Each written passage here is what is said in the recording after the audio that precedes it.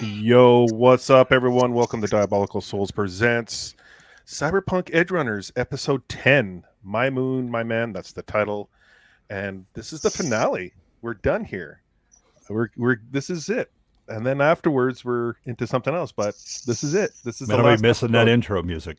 Yeah. Emotional, man. I was gonna say, I think I'm gonna miss that the most. Yeah, that Well, I got intro's more. dope. I got more. Yeah. Yeah. Think of and all of the time we course, spent together. turn down your computer there, Zach. Is it mine? Of course, I'm Gooch, your host. This is the crew. I'm going to introduce them one by one here shortly. But first, before we get started, I just want to say thank you for joining us. If you all could hit that like button, I need those likes. Leave a comment. That would be great. Also, I want to say something. If you guys are watching this now, or if you're watching it later, and if you haven't, can you please subscribe to this guy here? So Roman of Umpire. Let's get this guy to 500 because he's only 40 some odd away. I'm putting him on the screen right now. This guy right here.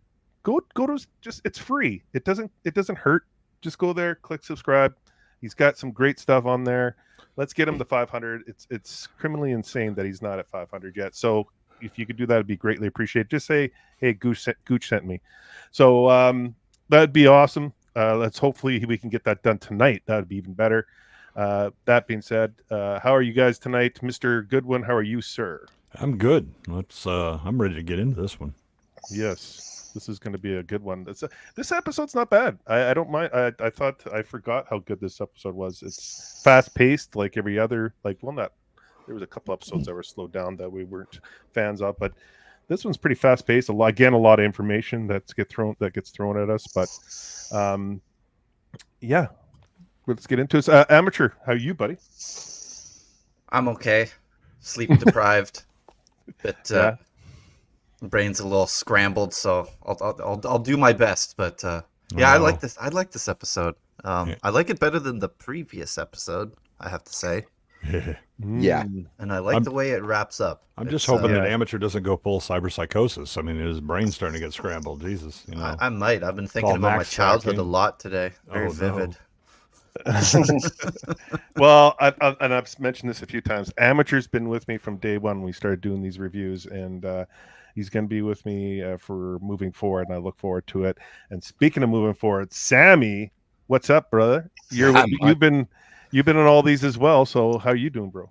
I'm good. I mean, I'm sad that we're not going to be talking about this anymore, but I'm excited about what's to come. I mean, this was a lot of fun to review.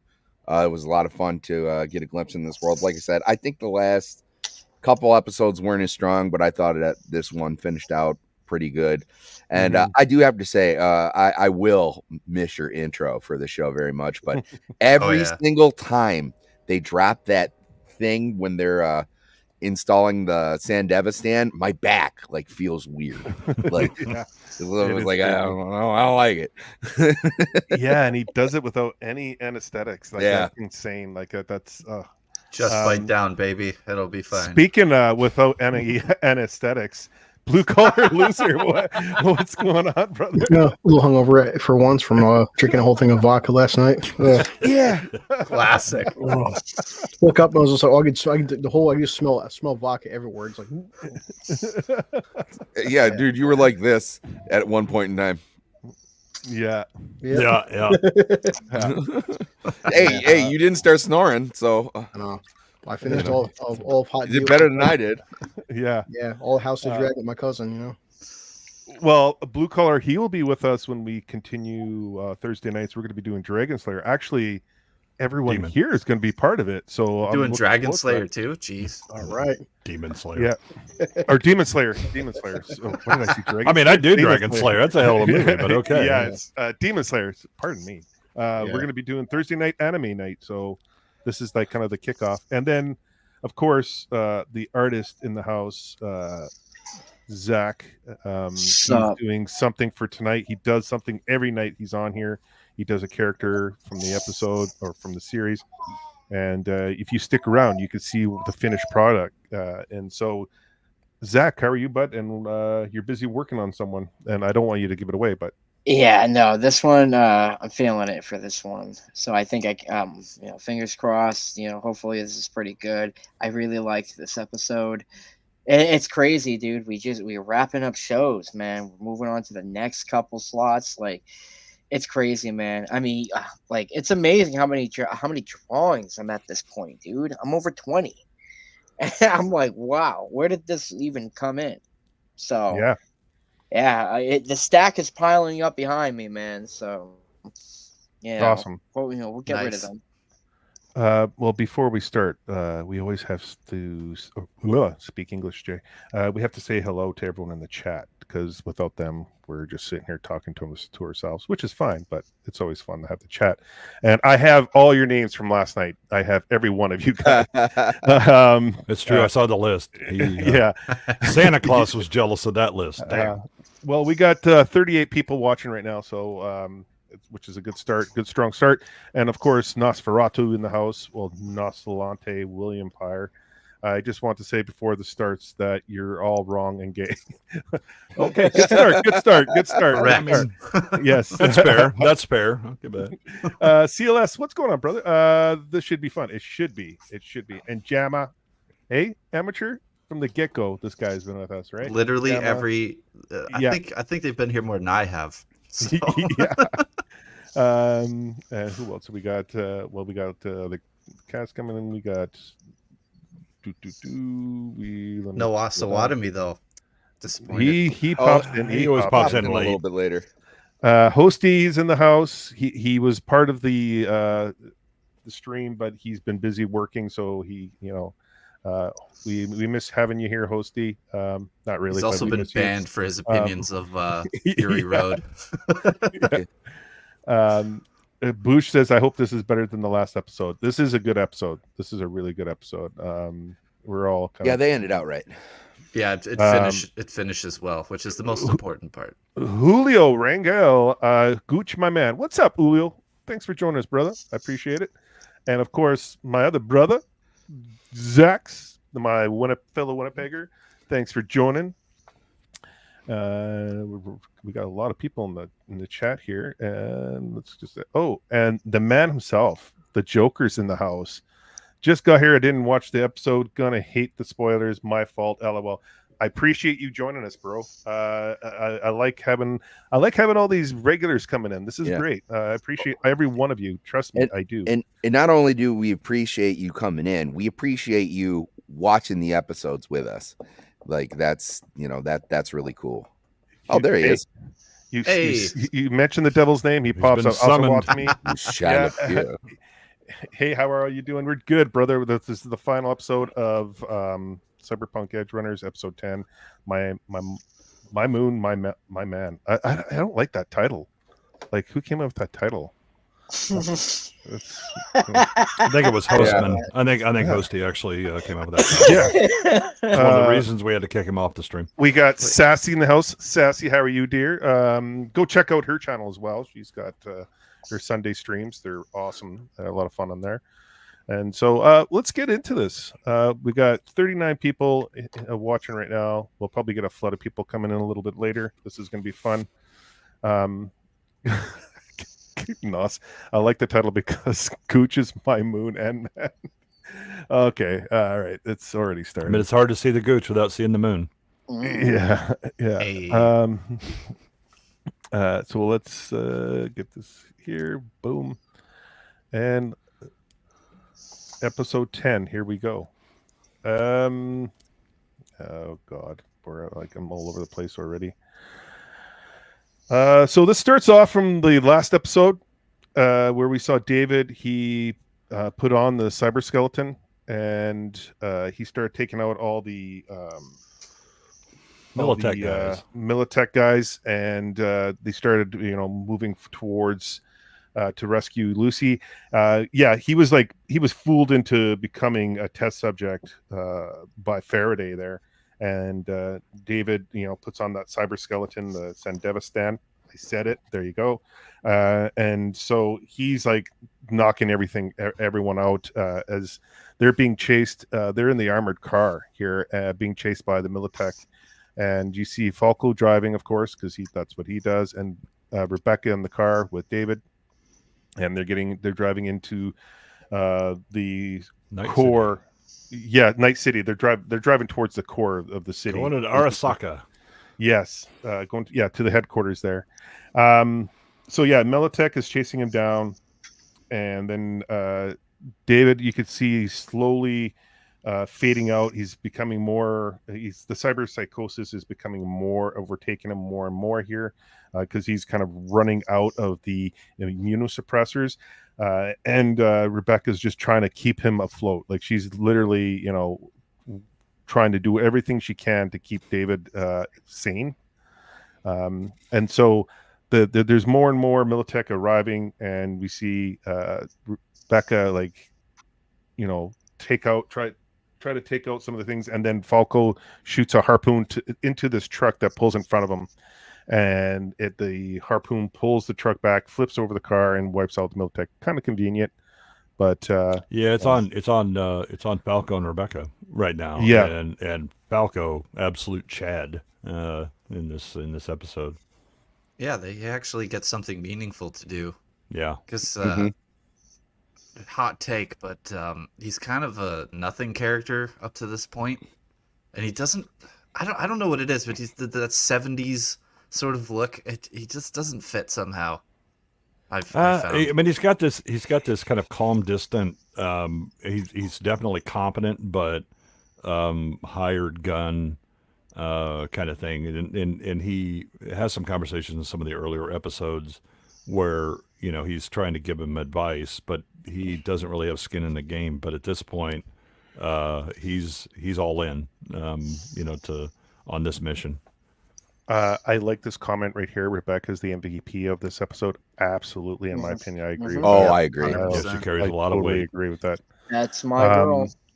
Well, again, it's the two of them, right? That Rebecca kind of takes over the leadership of gang as far as making it clear. Okay, we can't really depend on David, and Falco is like, all right, I'll do that. She's telling him, hey, we need to have this happen. Okay, and it happens, right? I mean, they both really step up in this episode. David is a dick for asking her, though. Like, he put her in such an uncomfortable position, especially like he even used I believe he used her feelings. Oh Towards yeah, him, he manipulated in her this. for sure. Yeah, I was like, you son of a bitch. Like, Definitely in the prior episode. Wika. What's up, Squeaka? Yeah. Well, thank you for joining us. I love having In this one, join us. she's much more cognizant of her relationship with David, but because they're a family, that she just kind of takes over and does things because she cares about all of them. Yeah, and she realized that in, what was that, episode 8, when she was like throwing herself at David there, Mhm. and she didn't get anything back. She kind of realized that she's more of a sister role than the lover. Romantic. Yeah, and Yeah. then in 9 he really plays her to kind of get the team doing what he wants, but at this point she's in it and kind of recognizes what's going on, and so now she's much more of a kind of a maternal character for David now, right? She's worried about him. She's trying to take care of him, but also the rest of the team. Mhm. Yes. Before I skip ahead here, I just want to mention something. This lovely lady here, Nadia, if everyone can go check out her channel, and Nadia, put the link in the chat, and I'll add it actually to the description. She'll be with us next Thursday for Demon Slayer. Mhm. But she has, and I'm so happy that she's doing this. She's doing the horror genre and talking about all the movies. And giving her takes on it, and it's excellent. So Oh, the please go reviews have been subscribe. great. Oh, they're fantastic. Go subscribe to her. I'm really happy for this woman. Like, she's knocking it out of the park. So please go, if you haven't, go check it out. Yeah, she's bringing some knowledge that you're not going to get from Yes, normal hosts. exactly. So Debsy's in the house. What's up, bro? Thanks for joining us. And Gooch is in the house. Stepsister, what are you doing, Steph?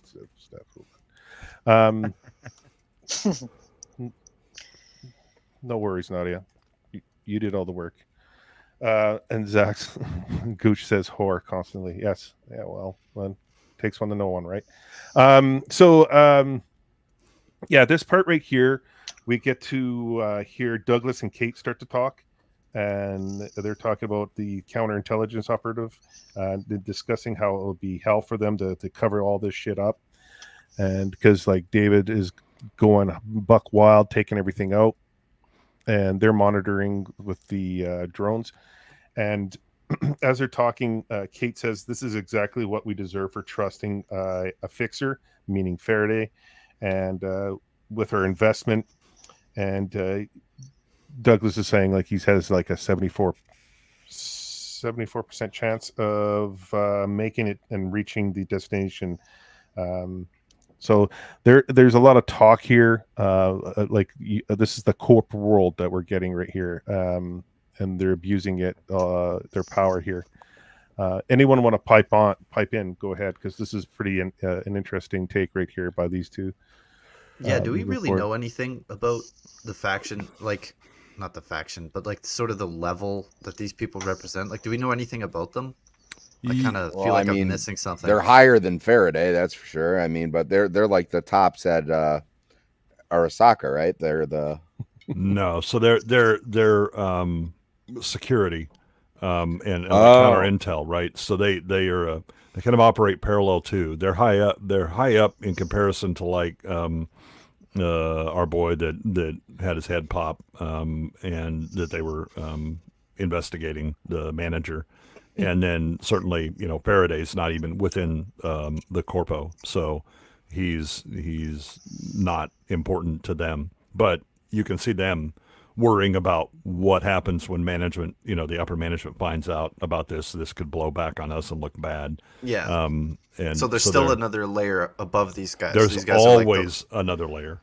That's Yeah, so that's one of kind of the ideas of the corporations, is that they are just these huge bureaucracies, and there's always political maneuvering, and it's kind of an unlimited head. Even if you get to the top, there's no one person. It's going to be a committee, and they're Yeah. going to be fighting to replace each other.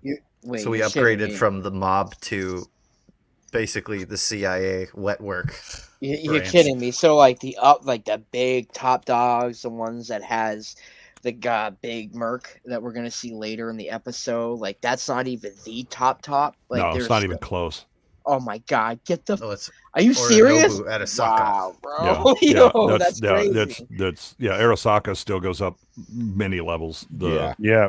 They're essentially, and again, it kind of sets, this is the universe of this flavor of cyberpunk, right? The corpos, they are government, right? Government doesn't really exist other than maybe a figurehead, but they are huge. They are nation states unto themselves, and nobody is top of the food chain. Damn. Yeah, and even the comment that she makes, like, we stir up a storm and we hide in the dust. Like, they just create all this shit and just sit in their, towers and look down. Yeah, when the everyone. plan goes wrong, then Yeah. the idea is, well, okay, let's it'll be such a mess.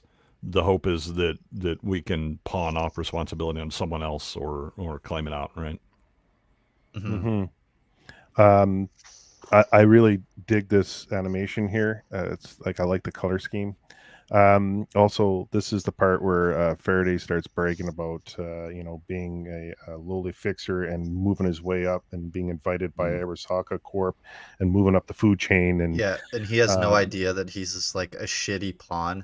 yeah, He's not even doing what he's supposed to do. Yeah, he's sucked throughout the whole series, but he's a real boner in this one.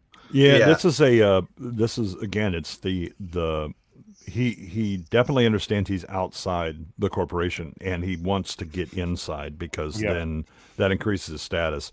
The problem is that because he's been outside and he is he has his own plans, his own ideas, right?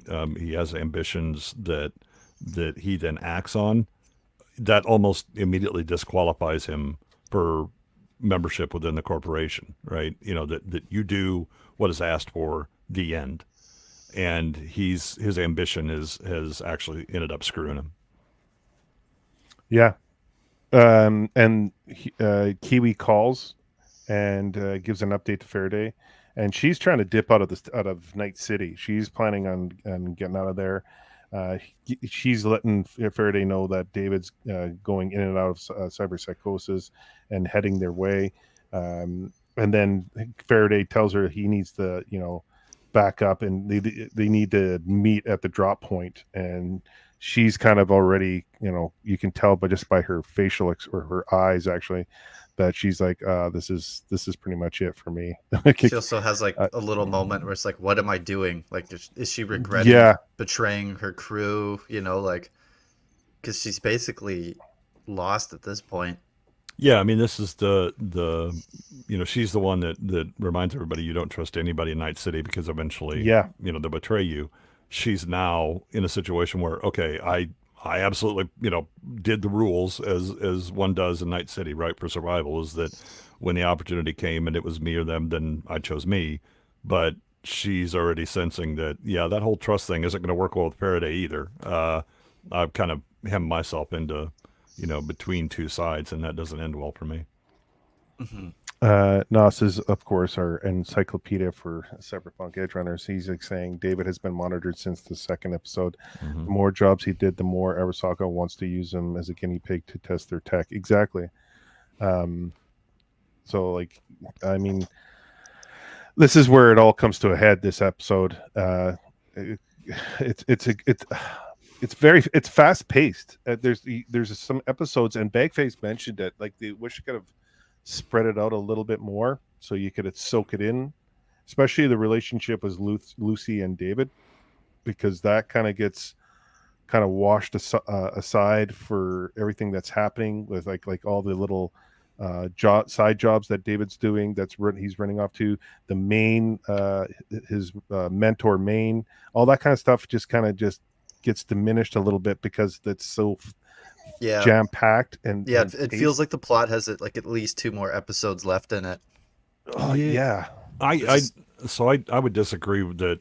I certainly think that the prior episode causes a lot of problems because it compresses too much into too short a time, and that kind of retroactively goes back and makes the time skip between the end of Maine and David being in charge of the gang now lacking, because I could accept that skip if you're going to see David having to deal with the responsibility and the continuing weight that is put on him as he slowly gets ground down by him having to chrome up constantly, and then the burden of leadership. But episode 9 kind of screws that because it just goes speed runs through that.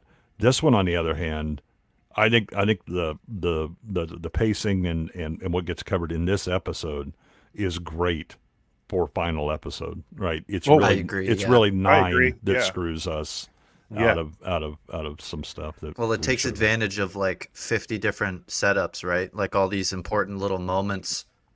Like we've been on this journey with these characters, and in the end they almost give it to you in a montage, like all of these important moments, culminating moments, character building stuff, and they give it all to you in a meaningful way. And it's playing off of that, like the way Maine went down. It's sort of a repeat of that, but it almost feels personal because it's the main character going through it now. Yeah. I left it here because I love this shot. Like, when it comes to perspective, it's really, really well done. I love the art style that they, of course, this, what is it? Tiger, red. Why am I not? I don't even have my notes with me. The animation company that does this, for crying out loud. Yeah. They really capture this, like the speed, the urgency, everything about it. I really I like it. And yeah, like you have that conversation with Kiwi and Faraday. He's like all cocky and arrogant here. And then we get to this like kind of flashback period where David is in and out of cyberpsychosis here. Like, he's literally, it's almost like Loath and Fear, Fear and Fear and Loathing, Loathing. yeah, Las Vegas, where you're in the moment physically, but mentally you're in a different realm in the same like spot. Like, because like David is a teen here. He's back to being like prior to when he started putting in the cyberware. He's just walking the streets, but yet in that moment he's actually, he's in that space, like, but he's in a, in the armored car getting racing away from the Militech. So it's just kind of meshes together. It's kind of like a weird vibe here. Yeah, it's Yeah, sort so of showing you how far he's come, because we started out, he was this kind of innocent, boy, Yeah. and now he's basically as chromed out as you could possibly get, and going way past the edge of sanity and like personal safety. It's and he's going after the biggest baddies in the city, with like all the craziest forces like right on their heels. It's it's kind of nuts. So I like that they go back and do all these little sort of like memories, just showing how far we've come. Yeah, It's so cool. And they're well timed too. There's kind of another reason for this. One thing you'll notice is that he's wearing the Sandebastan in these shots. So this is not his total as kid kind of thing, but this is him. So he's resting because the burden of the cyber skeleton is so bad on his brain that he's going back to earlier times when he was in control and was more, his human form. That this is like taking a break mentally from the strain of having to have the cyber skeleton and making his body image match up with what it can do. Mm-hmm. It's pretty similar to what Maine went through as well. Mm-hmm. Yes. Yeah, Yes. exactly. Yeah, this outer body experience that they're having, it's weird. Yeah, it's a brain. Like, the brain is rebelling. The brain can only take so much chrome before all of the wiring channels that you have for how you move your arms, how physically you exist. All of those patterns are wrong with the chrome that you have, and so there's a burden to constantly have to deal with that impedance mismatch between the way you are now and the way that your brain was wired for you to be. And so it's a constant toll on you. And so at least in this moment, he's kind of going back to a place where the brain can take a break from having to be in charge of that. Oh, I like that. And Rebecca's like telling David to wake up, and then he has a flashback to the Ripper doc. He's handing him military issued immunoblockers, and they're 9 times the customary dosage. And Ripper Doc is warning him here that they should keep you on the right side of crazy. They just delay it. The effects do not erase it. Like, so you're once you go full, like there's no coming back. Again, another warning to David. Yeah, and it's also implied that the more you stave off this inevitability, the worse it's going to be at the end. Yeah, and he just keeps going harder and harder and harder. So the So pretty slingshot much is going to be that much essentially worse. like if he decided to not use his Sandebastan the whole time, just to live longer while he was in that shape, that physical form that he's in, the effects would get worse over time. So the fact that he's doing it quicker is actually more beneficial, like even though it's still a bad result. No, so the faster you chrome up, the more the brain rebels. It's why they keep telling him in earlier episodes, slow down. Yeah. Get adjusted. But when you start throwing all the chrome on there, the brain has it has so much more work to do that you really risk going insane. I just want to do a quick shout out to our brother Cannoli, who's in the house. Thanks for joining us, bro. Go check him out Monday nights on Cannoli Sasquatch channel, the Triple M show. It's a great time on there. We got 52 people watching. I appreciate everyone. If you guys can please hit that like button, leave a comment after, it'd be greatly appreciated. For the people that are on X watching, hop on the YouTube, come join the chat. It's a lot of fun, and I'll shout out your name here. I think I want to mention about here too is like what I really appreciate about the animation style, and I'm gonna have to just quickly type in the animation studio. Studio Trigger. Yes. Okay. Thank you. That I love the light references. It's just the Yeah. rendering and the light references. It's really cool. Like it gives you that cyberpunk kind of look, that noir look, not noir, neo look. I appreciate it because like we were doing Scavenger's Reign, and they kind of omit that. It's very flat, and so you see something like this, it just makes the image pop, gives you that 3-dimensional look for a 2D animation style. So those edge highlights where it's just a solid color. It's Yeah. either like pink or green, or it's very stylistic, and they use it so well. Yeah, and almost always the way they're using color is trying to tell story in one way or another, right? So like when you see the contrast between red, which generally is, oh shit, things are going sideways in a variety of ways, or blue, which is more calmer.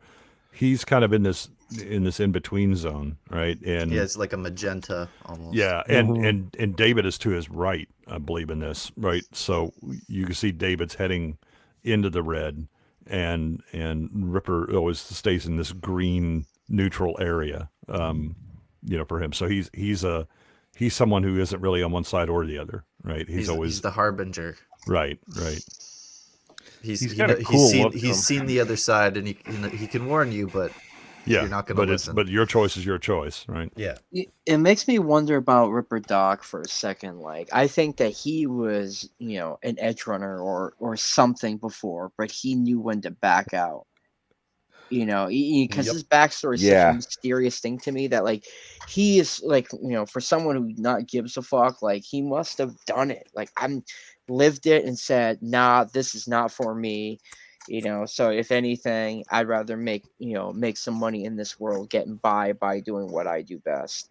It's interesting because in this universe, the Ripper Docs seem to do pretty good. Because even in the game, you got Vic, right? And he's like, no one gets old in Night City, and he's like, V sort of implies like, hey, you're pretty old. He's like, yeah, I do okay. It's like, well, they're the in many ways they're like the gold rush, right? Everybody's, I'm going to make gold or whatever, and the people that actually survived and were successful are the ones that sold them shovels. That's what the Ripper Docs are, right? Yeah. That you're gonna go out and run on the ragged edge or whatever. Okay, I'll sell it to you. And he has seen, again, that they all tend to be a bit older, and they have experienced, if not directly, at least they have seen more than enough clients go through the problems, and they've had to, try and medically manage them. But they realize when there comes a certain point where we're out, right? We can't help. And the Ripper Doc, his look here, like, because we always see him with the goggles on. He's got intense eyes, man. Yeah, he's got a. Well, I mean, he just got done getting choked out and listening to this dude who he had built a repertoire with that, or a rapport with that, basically he's been warning him the whole time, and he ignored him, and he's like, get your bomba clot ass out of here, you cyber psycho. So. Yeah, I mean, he's What's the last time I heard that word? He sees David and he interacts with him, but at this point he sees through him because he knows he's going away, right? So he starts to get that 1,000-yard stare when looking at it, going, and again, like, was it episode 8 where he gives him the immunosuppressants, and he's like, yeah, I won't be seeing you again. Yeah, no, he has a real kick-ass line. He's like, you just another. Yeah, and there'll be another one to replace you. Yeah. Or no, it's like you just another dreamer, or another one for the dreamers, or. Yeah, it's something like, you'll be gone. There'll be another dreamer coming in. Yeah. Yeah. So he understands that you'll just be exchanged. There'll be another client. It's a really. There's always somebody chasing that dream. Yeah. So like, yeah, Rebecca's waking up David, and she's like, we need you now, David. Like, and then he kind of wakes up, and then he just starts taking everything out. You see the waves of the red wave of that cybernetic magnetism. I can never say. I'm horrible with the English language. And all the guns just go, like, get collected, and then he just starts taking everybody out, and Rebecca's enjoying every moment of it, and they continue driving forward, and David's like, the suppressors are being pumped into him as they're moving forward, and he's in and out of cyberpsychosis. You get these little flashbacks, and then he's talking to his mother, which is, and she's, this is kind of sad. Like, Rebecca is like trying to wake him up, and she realizes, like, he's gone, and the only answer that could possibly bring him out is Lucy, just to hit that emotional nerve with him, because like he's talking to his mom. He's like, he's in that brainstem, and he's just like, because and Rebecca recognizes that who he's kind of flashing back to, so she says what she thinks his mom would say, right? It's like, you'll go straight to the top of Arasaka. Yeah. But then, when she flips over, she's like, we got to get him to Lucy. And bonus points with that. That's also what, what's his name again? Your cohort in the beginning of the game. Is it Jackie? That seems wrong somehow. I think, Jackie Wells. That was something he said too. Like, I'll see you in the big leagues or at the top or whatever, right? So it's the same sort of, I guess, dynamic. Yeah, and you really, as chat, what Nas was saying, right? This really hits you because Rebecca is now in full maternal mode, not just repeating what's saying, but she is very worried about trying to save David, and what is she going to do? And so she recognizes, hey, Lucy's the only one that can really save him. I think it's the first time we see her act maternally, like, at all, because normally she would just scream or do something maybe a bit childish, but here it's just like, okay. Yeah, the adulting shows up. Yeah, I'm the only one left, basically. We need an adult in the room. But it's cool. She's stepping up, steps up to the plate. She was stepping up to the plate at the end of last episode, and we were saying it even matures her. Like, she's drawn very childlike, and here she looks of age. Zach. Yeah. You motherfucker, you. Well, even the chat recognizes it. This scene got Zach hard. So I mean, didn't hit him hard, got him hard. Yeah, got him hard. But it's funny listening to the people in the chat talk about this. Is like they knew it. They knew. They realized that David is not, like, this is it for him. So, I mean, I gotta tell you though. I mean, Rebecca's got some banging eyes though. Like, she's got the best eyes in the game. You guys talking about Ripper Dog having some cool eyes? No, she has some cool ass eyes. Zach's favorite song is "Lucy in the Sky with Diamonds." Oh man, I haven't heard that song in a long fucking time. But she understands the limitations, and she still has a sense of hope, right? Because there's still an out, right? She still thinks that Lucy might be able to save him, and she just gets locked on to, okay, this is the only option to save my crew. This is what we're going to do. And she very much adults up in this, and it's a great arc for her. Yeah. It shows how disturbing it is for the other crew members. David was a whip smart kid, and he's full of Looney Tunes now. Yeah. She's going through the same thing David did when Maine started flipping. Yes.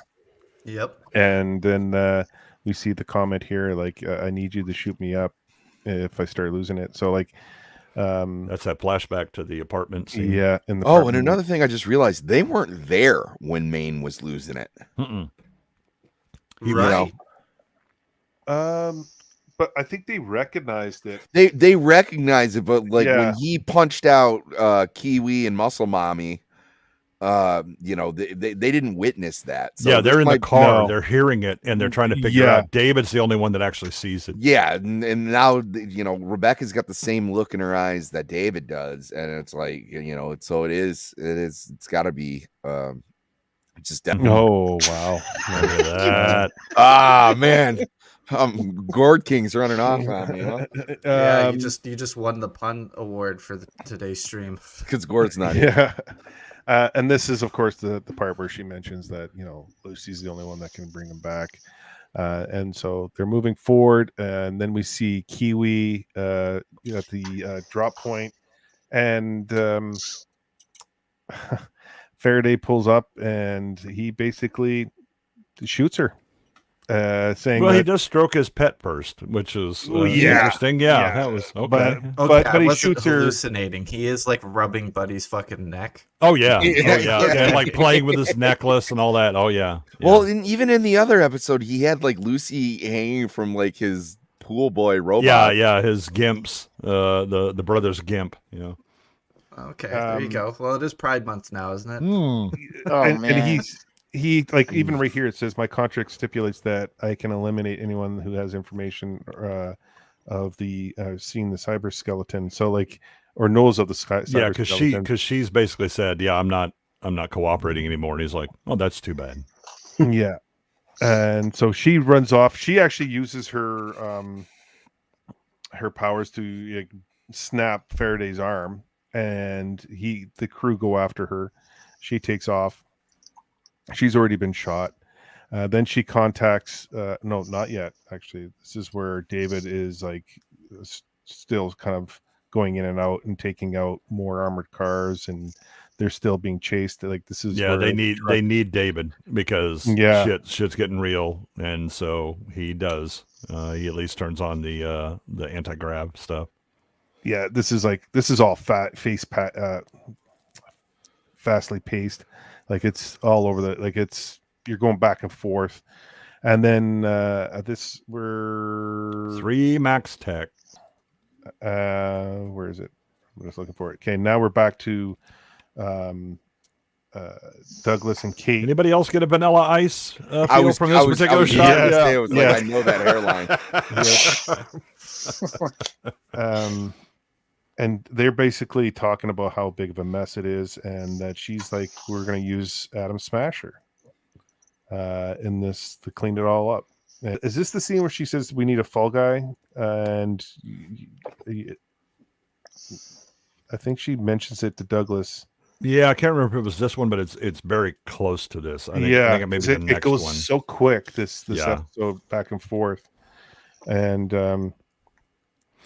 no, which is crazy because Atom Smasher is supposed to be like legendary. Yeah, well, I mean, his design is epic too. I mean, that's kind of what I was hoping the cyber skeleton was going to look like. Well, he's got that Darth Vader vibe to him. He's all black with the red, like from the original Star Wars, from the first one. He's more machine than man now.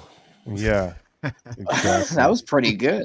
That was pretty good. In this case, that's absolutely right. There's a lot of rumors that he actually doesn't have any biological material left. Well, I was reading online before the stream, like his wiki, and he says he has 4% of him as human left. I was like, damn, 4%. Oh, so that's even worse than Vader. General Grievous. Yeah, and that's why Atom Smasher is such a terrifying.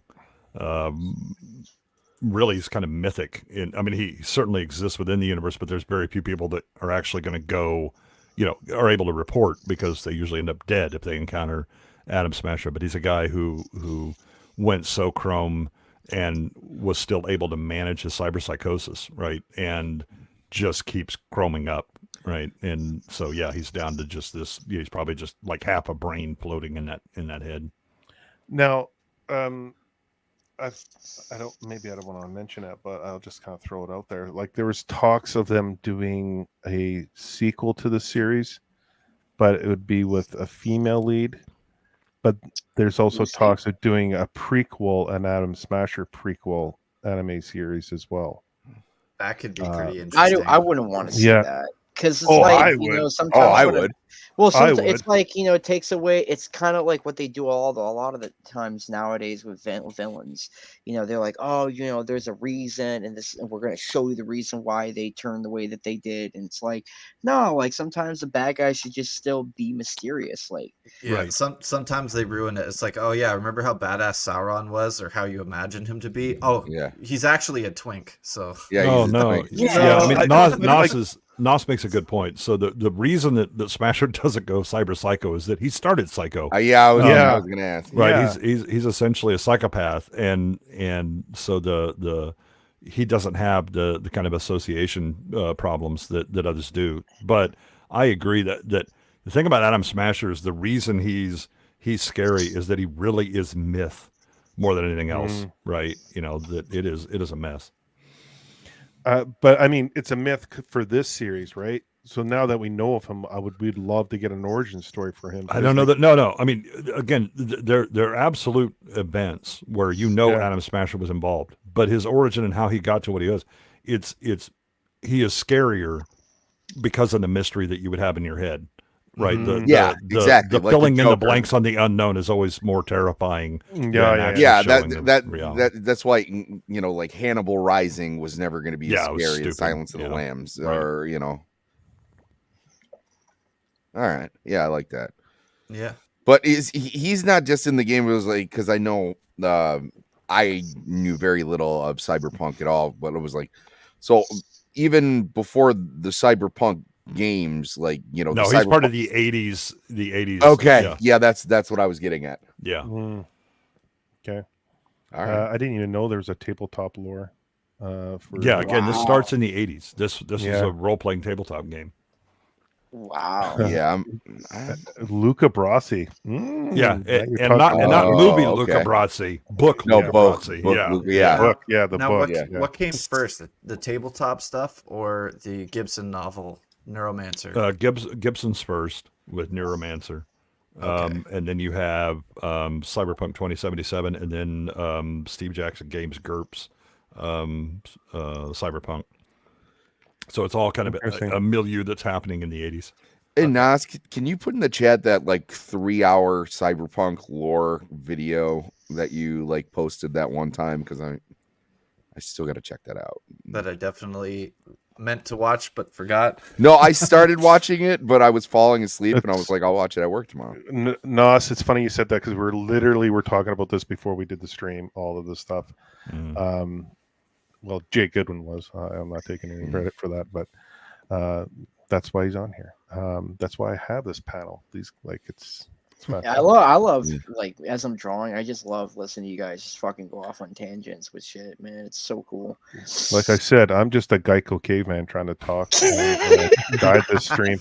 Well, again, this is a complex genre, and it has quite a history, and this is just an avenue of what's going on. But there are fundamental assumptions that always kind of bleed over all of the cyberpunk stuff. It's just crazy because I'm a huge sci-fi futuristic type of comic reader, and I'm just being introduced more and more to this shit, and it just like it keeps pulling me in. Like, damn, this is something I haven't seen before, and I'm getting a huge high off of it. Like, this is great. A lot of the best sci-fi stuff was done in the 80s, so there is that. And usually had a lot of its building blocks in the 50s and 60s, and then yeah. Well, it all started with H.G. Wells. The guy basically invented modern sci-fi. Yeah, well, Poe actually beats him by a bit, but the thing is that the cyberpunk, well, a lot of sci-fi genres, right? They depend on philosophical questions that go back a long time, right? I mean, you could really trace cyberpunk back to Plato's allegory of the cave. I mean, wouldn't also H.P. Lovecraft be a huge contributor? He's more fantasy, I would say. Yeah, really? he's more.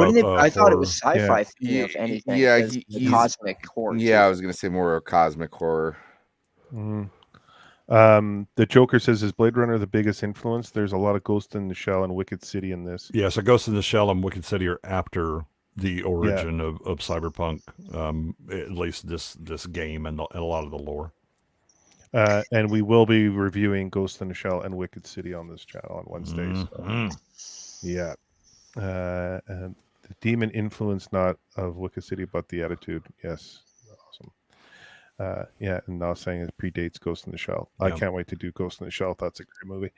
There was a beep, and guess who it is? Bum, bum, bum. BAGFACE. What's up, brother? Shit. Let's fucking go. What up? What's up, brother? You all moved in now? Almost. How's that Almost. tattoo? The tattoo, the palm. Yeah, I know it was killing you. What? Yeah, there we go. It's good. There you go. It's a little Okay. dead still. I don't think I've make 'em ever heard of someone getting a palm tattoo. Yeah, it's awful. Don't do it. Yeah, dude. The day you got it done, I thought you like sprained your arm or something. Like you had like you were like sitting there like, oh, I can't even get it on the screen. Like It was pretty bad, man. You're low, like, like Oh, really you low. gotta- Bag, you something's mute your wrong with voice. your mic. You got to jack your volume up. No, you're dead. oh, it might be I your have 2 StreamYard mics setting. going right now. Okay. It's- Oh, There you go. There you go. He's back. But it does look like it's not using your main mic. It's like it's using a different mic because you're getting a lot of echo. Definitely. I find it ironic that the guy who's like having trouble with his arm now wants to get like an experimental tattoo. I love it. How is that, by the way? Are you all good now, or I heard you had a surgery or something? Oh yeah, I'm all good now.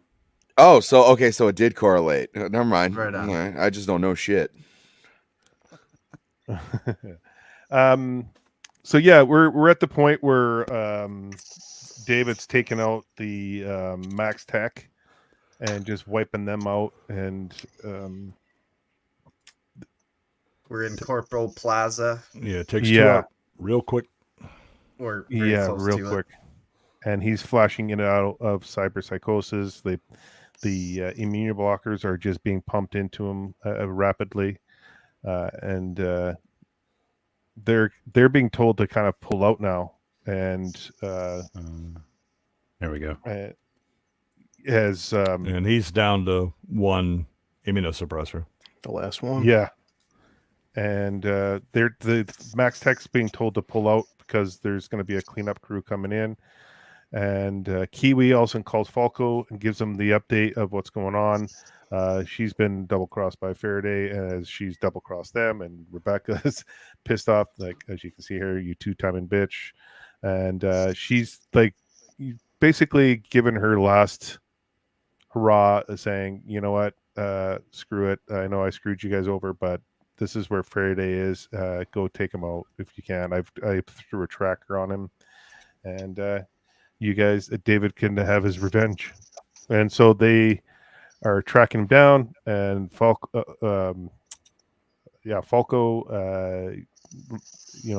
drives the armored car off the bridge. And actually, this is where Kiwi gets shot. I do love that. See, that scene was cold. I was like, yeah, she's given the lore dump, right? She said, I taught people not to trust Soul, but she's trying to make it right. And then here come the two assassins to get her. She pops one of them even after being shot, and then the other one finishes her off. I do like she gets a bit of a redemption though before getting taken out, which is pretty cool. Yeah. it kind of broke my Dev heart kinda with does Kiwi that. a little bit. Like I have no emotion towards Kiwi, but I think it was. I don't know. I guess it's the whole it's kind of like pulling a weird, dirty dog kind of trick. You shoot her when she's injured, right then and there, no chance to defend herself, kind of thing. I was like, dang, like, in an alleyway, no one's gonna know her, kind of shit. And I don't know. It's just it weird. It spoke volumes, especially when they pull the frame back and you see the gunfire. I'm like, damn, that's sad. Yeah, but I like the fact that you have Kiwi, who again she understands the rules of Night City, right? You don't trust anybody. That this is the game. But when she's on her last, I got right. That Faraday shot me and I'm fading out or whatever. Always underneath there was an attachment she had, but survival first. But when survival's off the table, she's going to try and help her friends survive and get the thing that they want. So yeah, and then we see David here. They T-boned Faraday. David's on top of Faraday's vehicle here, and they're talking about just going to the dock, trying to reach the dock. This is the part where we were talking about earlier, where Douglas will gate, and she tells Douglas to let them dock, and then she's like, you basically know that You know go down that- and meet him and deal with it. Yeah, and that you're going to take the fall for this colossal clusterfuck, as she puts it. Oh, right there, perfect. And then you see Adam Smasher in the background there. So that again shows that she's above him in the corpo ladder, and you don't. I mean, push back. What the hell is that going to do other than get you killed that much sooner? And it just like Faraday, how his comments, she says like, you surely knew it wouldn't be me to take the fall, just like kind of Faraday would say to like Kiwi. It's all a food chain, baby. Yeah. And then she's talking to Adam Smasher here, and he just basically talks like he's not impressed by David. He actually calls him a toddler or something like that. He said he's using a toy. The endoskeleton's a toy to him. He's like, not worth my time. Exactly. And then you see a nice shot of close up of Adam Smasher here. You get to see him actually in the light, and there's nothing to him. He's just all cyber. And who was it that said that he's like only 4% human at this point? Yeah, that's what, according to all the Google sources. Just if I saw him in front of me, I'd piss myself. I'm like, you I'm would piss yourself worse just if somebody said, by the way, Adam Smasher is coming into this room. Not me. I'm going to be somewhere the fuck else. Yeah, I'm gone. So yeah, like, and then we get David. He kind of, as they dock in, they start, firing all over the place because they think David's in there, and he's actually on top, and he's still talking to his mother, and he's like even saying, "I'm here, very, very, very top of Arasaka Tower," and so he's having his moments here, and so she saw him. She saw it happen. The circumstances are a bit different than her expectation. Yeah. And he's got one vial left, and look, no hands. Yeah, the Ripper Doc looks awesome. I love this clip of his face. Yeah. Should be the thumbnail, man. Yeah, I should have had. It should be the thumbnail. But and then there's flashbacks of David going through everything, and then he enters the because like Faraday starts threatening to take out the army raid. Oh, we got an army raid? Yeah. Who did we get an army raid from? The Bigot army raid. Oh, wow. Oh, shit. Oh, shit. Oh, shit is right. Hypno, you're awesome, buddy. I appreciate you. Welcome, Bigot Army. I appreciate all of you. Yes, it's Gooch. Thanks for joining me. I see you Thursday night. Adam, thank you so much. We in here, boys. I appreciate you. Thank you, brother. We're just talking Cyberpunk Edgerunner, the last episode 10. They should stay for the end of it because this drawing is actually looking pretty good. Yeah, stick around. Freak out. Zach here is drawing a character from the series. We got 96 people in here. Thank you all for joining me. And the panel here, this awesome panel. If you can, please leave a comment, hit that like, and subscribe to these guys as well. These guys are awesome. So, hit them up. Thank you, Levistro. Actually, for you guys, for Levistro and for Adam, I should give you guys this. Let me see. Let's give you guys this one. On my way to work, I hit a guy. Oh, that doesn't seem so bad. Every day this week. Oh. On my way to work. So thank you so much. I appreciate all of you guys, Bigot Army. You guys rock. Moving forward, we got Douglas talking to Faraday, basically telling him that you didn't follow the plan and that you are no longer needed, and Faraday's basically trying to use Lucy's leverage. He wants his money, and he wants to, be part of the Arasaka, corporation, all that, and they don't want him. And so, as they're going back and forth, all of a sudden you see David kind of jump in, and he gets right in front, and he sees Lucy, and he's there because he's there to save Lucy, and he starts taking out everybody, shooting everyone up, and this is where everything starts to go really rapid in this episode. Yeah. Anything you guys want to chime in before we get moving forward? Because the last so little bit's going to be quick paced. I very much love this is when Faraday realizes that that initiative and I have my own agenda. That is not how the corporation works, right? It's fine if you're a fixer and you're trying to do that, but there's a reason they said you deviated from the plan, right? This is handed down. It's gone through all the layers of bureaucracy. This is what we need you to do. Going outside of that plan is going to get punished. And he's essentially realized, oh no, I'm actually not. I don't have a chance. I burnt my relationship with Arasaka. Yeah, this is a caste system. We don't. There's no ladder to climb. It's just a really shitty, slippery. You rope. follow orders. You could have been pulled into to Arasaka Corp if you demonstrated that you follow orders and deliver on what you're told to do. But if you decide that you're going to color outside the lines, that's not happening. Maybe, or they'll just use you until you're not useful anymore, and then you become a scapegoat for one of their other projects. Well, I mean, to be fair, that's always the case in Corpo. There's always somebody higher up in the food chain that's looking to throw you under the bus. Yeah, haven't you seen RoboCop? Someone's always looking to break in when you're doing cocaine. Joker, appreciate you, man, a ton. Thank you so much. I'll give you this one for that. Yeah, let's give you. Oh, Joker, thanks. Yeah. Pull the lever, Kronk. Wrong lever! Appreciate you, man. Classic. Yeah, thank you. Why do we even have that lever? Yeah. That's and the then, Captain Stern lever. Yeah. Shady Memory, It is the thank you Captain for. Stern lever. Yeah, Hypno says hi. Hypno's my brother.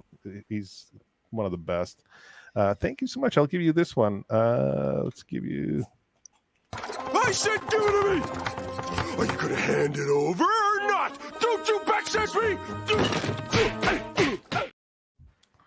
Thank you, bro. Mr. Shady Memory for $2. I appreciate you, man. I appreciate all of you joining. You Bigot Army rules.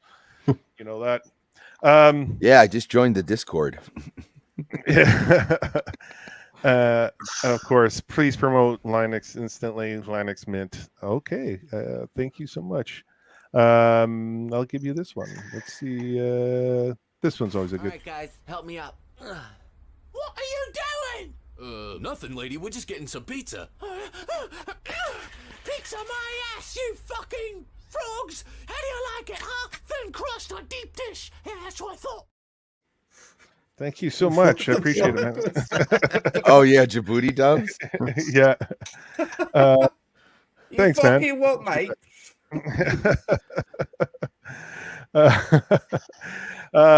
Yeah. So moving forward here, this is going to be moving really fast paced now. So this is where Adam Smasher joins the docs as well. And Faraday's basically all cocky, saying that Adam Smasher is going to protect them. And Adam Smasher says, "Who the fuck are you?" Pretty much. It's like a total Thanos moment. I don't even know who you are. Yeah. And David just takes out his legs, and and he's just crippled. Yeah, have some extra gravity. No. Yeah. Yeah. He was like, "How will I fuck my gay robots now?" He's the smear behind him, so he's probably not going to fuck him either. Oh yeah, that's true. He's just pissed off that he's never found a good pair of sunglasses. Yeah. And everyone still calls him Four Eyes. Yeah. I still, honestly, I really would like, throughout the series, I really thought they were going to show the true potential as to why those three eyes are there, but they kind of didn't. They don't, and it looks so stupid. I mean, that's a great payoff. It makes me with his eyes at the end of this. Time I see it. Never would dip my pizza in honey. Are you kidding me? Yeah, I had to make a comment. Good scene here. It's like it's chromed out as David is. Adam Smash looking at him like you're a fucking ant kid. You're nothing compared to me. It's like Jesus. Yeah, but even here though, I mean, Adam recognizes that man, you're you're really chromed out, and for as young and as small as you are, the fact that you're able to manage this, I see you got a little game, but I'm Adam Smasher, bitch. Yeah. So, Yeah, that's a pretty good compliment from the Smash himself. Yeah. Well, they're having a big dick contest here, and Faraday's escaping, and David turns his head for like 2 seconds, and Adam Smasher just like all of a sudden just shoots him. Can you really afford distractions? It's all business. Yeah, it's all business, and this is where like the showdown starts to continue here, and it's pretty awesome. The animation's awesome. It's great. Like especially not just the animation too, but the dialogue. sound mixing. Yeah, and just what the music's doing is really good here too. Like, actually, for this whole episode, it's pretty on point. Yeah.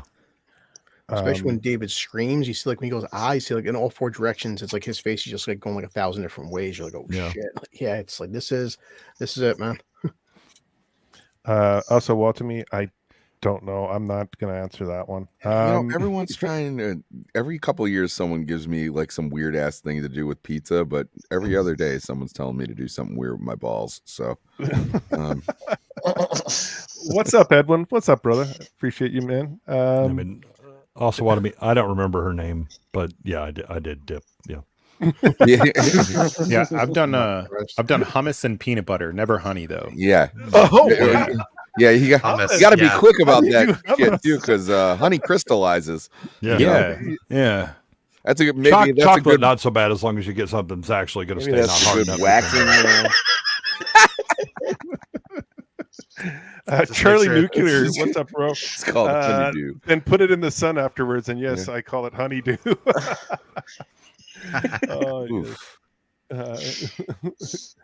Oh my God, they're still doing this. Leave it out. Oh God, right. There's leave honey out of it, boys. Yeah. Is this before David realizes that Adam has Sandebastan as well, that he can keep up with him speed wise? Not yet. Older one, yeah. And they were supposed to put the one that David put on. The skeleton is supposed to be for Adam Smasher. For Adam Smasher, exactly. And so in this scene right here, we see David like he's going into full cyberpsychosis, and actually Lucy pulls him out of it. That emotional response while they're falling down the building. Yeah, exactly. While they're falling down, and then you see, this is a perfect shot. David is just like losing it, and she just brings him back. It's a kind of a. They get a weirdly nice, calm, and tranquil moment while they're just sliding down the side of a skyscraper. Especially with that haircut. She's like, now you know the line I've been walking this entire time. If I had balls, I'd be dipping them in everything. Not sambal. See? And so I love the lighting, the rendering in this, the shading. It's really well done. Because again, going back some of the other animation we've gone over, you either get the dark inks, the solid blacks, or you get a very flat color where there's just like a thin line that you see right here. The one thing I've noticed with Lucy in particular, and it definitely done on purpose, she sort of emits light as if she's as if she is moonlight herself, which I thought was very interesting imagery. Because it is, she's lit like she's always lit by the moon, but in this episode she's like emitting light to the things around her. She's also the light that keeps David out of the darkness. Deep. Ooh, that was so deep. That was balls deep. Yeah. That was so deep. Yeah, this shot's fucking incredible too. Yeah, it is. Yeah. And I love this moonshot. It's one of my favorites. You can never go wrong with a moonshot. And so then we see David, come back, and he's okay with dying. Like he's just like, I did it all for you. He knows his fate. A kid that young too. She's like, but I did it all for you. Yeah. But now you're a Gundam. Yeah. So as they're talking, as Adam Smasher is chasing them and completing his mission by taking out David. And he is not having an emotional moment. No. And then we see Faraday here. See, payoff. You get all three eyes or all four eyes. See, they roll around. Yeah, right there. Scan that barcode, get a discount. It reminds me of that scene in Resident Evil 4 where Leon picks at the eyeball so he can go ahead and pass the gate in the village. This is the part where Zach cried. So we're coming up to it. We see Falco and Rebecca. We see Falco and Rebecca holding off the convoy of police and Arasaka military corps and all that kind of stuff. And David arrives, and I love Falco that he's just nonplussed, right? He's like, oh, NCPD has showed up. Better he's been dressed for the Alamo his entire fucking life. Yeah, exactly. He's like, okay, finally, let's go. But it's like, no, don't panic. Just let's get comfy. Shit's hitting the fan. He'd make a good soldier. He does what he's told. Certainly no panic. Nas says here the reality of Night City, you're not going to live long enough making a name for yourself. Yep, you only make a name for yourself when you're dead. Yeah. Yep. That's it. And Julio, of course. Incoming sadness. Yep. If you work really hard, do really good, maybe one day you can be a drink. Yeah. If you stick around, everyone in the chat, if you stick around, you're going to see Zach not only provide an incredible picture, but you're going to see some tears from the man. Oh, yeah. Son of a bitch. Look, he's already it's so unnecessary to fucking kill her. Listen to this. Did not agree with it. What will I jerk off to now? Okay. Are we taking bets on timestamp for when he says, I'm not crying, you're crying? Yeah. Let's go ahead. There's no crying in Cyberpunk. It's just so unnecessary. That's all I'm saying. We heard you, brother. And the man himself, Hypno's in the house. What's up, Hypno? Thanks for joining us, bro. He'll be here next Wednesday joining us for Akira. I'm looking forward to that. That's going to be cool. Yeah, it's going to be great. Getting back to this, you see Rebecca throw Lucy into the car. Falco's in the front, ready to take off, and there's a plan set in place that Lucy's unaware of. And so, as she's sitting there, this happens. I kind of moved a little too far ahead, but Adam Smashers is coming down and right on some shots, and that doesn't go up. Yeah, and Adam Smash. Yeah, Lucy in the sky is now Lucy in the dirt, and so fucking crazy, dude. What made it worse too is like it happens once, then a second time, then a fucking third time, just reinforce that. They couldn't have it where she walked out of the way, move, jump, something. Dude, Zach's she's gonna be using his tears. Still staying. I'm like, fucking. Yeah, but again, I mean, the payoff is that she took on the responsibility, right? Yeah, this is family, and she ain't backing down. She doesn't care who the hell it is, right? And oh, by the way, Rebecca, when have we seen her ever back down from a fight? Exactly. She yourself. She was the bottom bitch. I mean, I'm all I'm saying is that even in a fight, really? If you're moving out of the way for something, it's still a fight tactic. It's not like I'm not gonna be a pussy. I'm gonna fucking. Dude, he isn't falling at like a quarter of speed, right? He dropped from a good distance. He's hitting a pretty good velocity. She looks up, takes a couple of shots, and then that's it. I don't care. You see that shit in movies all the time where people move out of the way.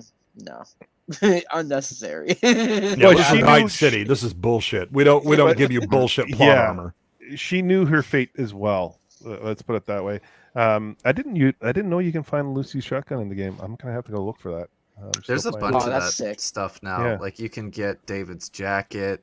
You can get all kinds of stuff. Yeah, they started putting it in after the show because they started doing huge updates to desperately try to fix the game, which they succeeded on. Dude, I remember my buddy was talking about this game for years, and then when it finally dropped out, he had The it on shit show that happened at PS4, and I was like all excited as I saw him, and I was like, "Hey man, how'd it go?" And he's like, "I don't want, fuck you, I don't want to talk about it." And I was like, okay, yeah, Jesus, especially like, on you've only been PS4. talking about it for 2 years.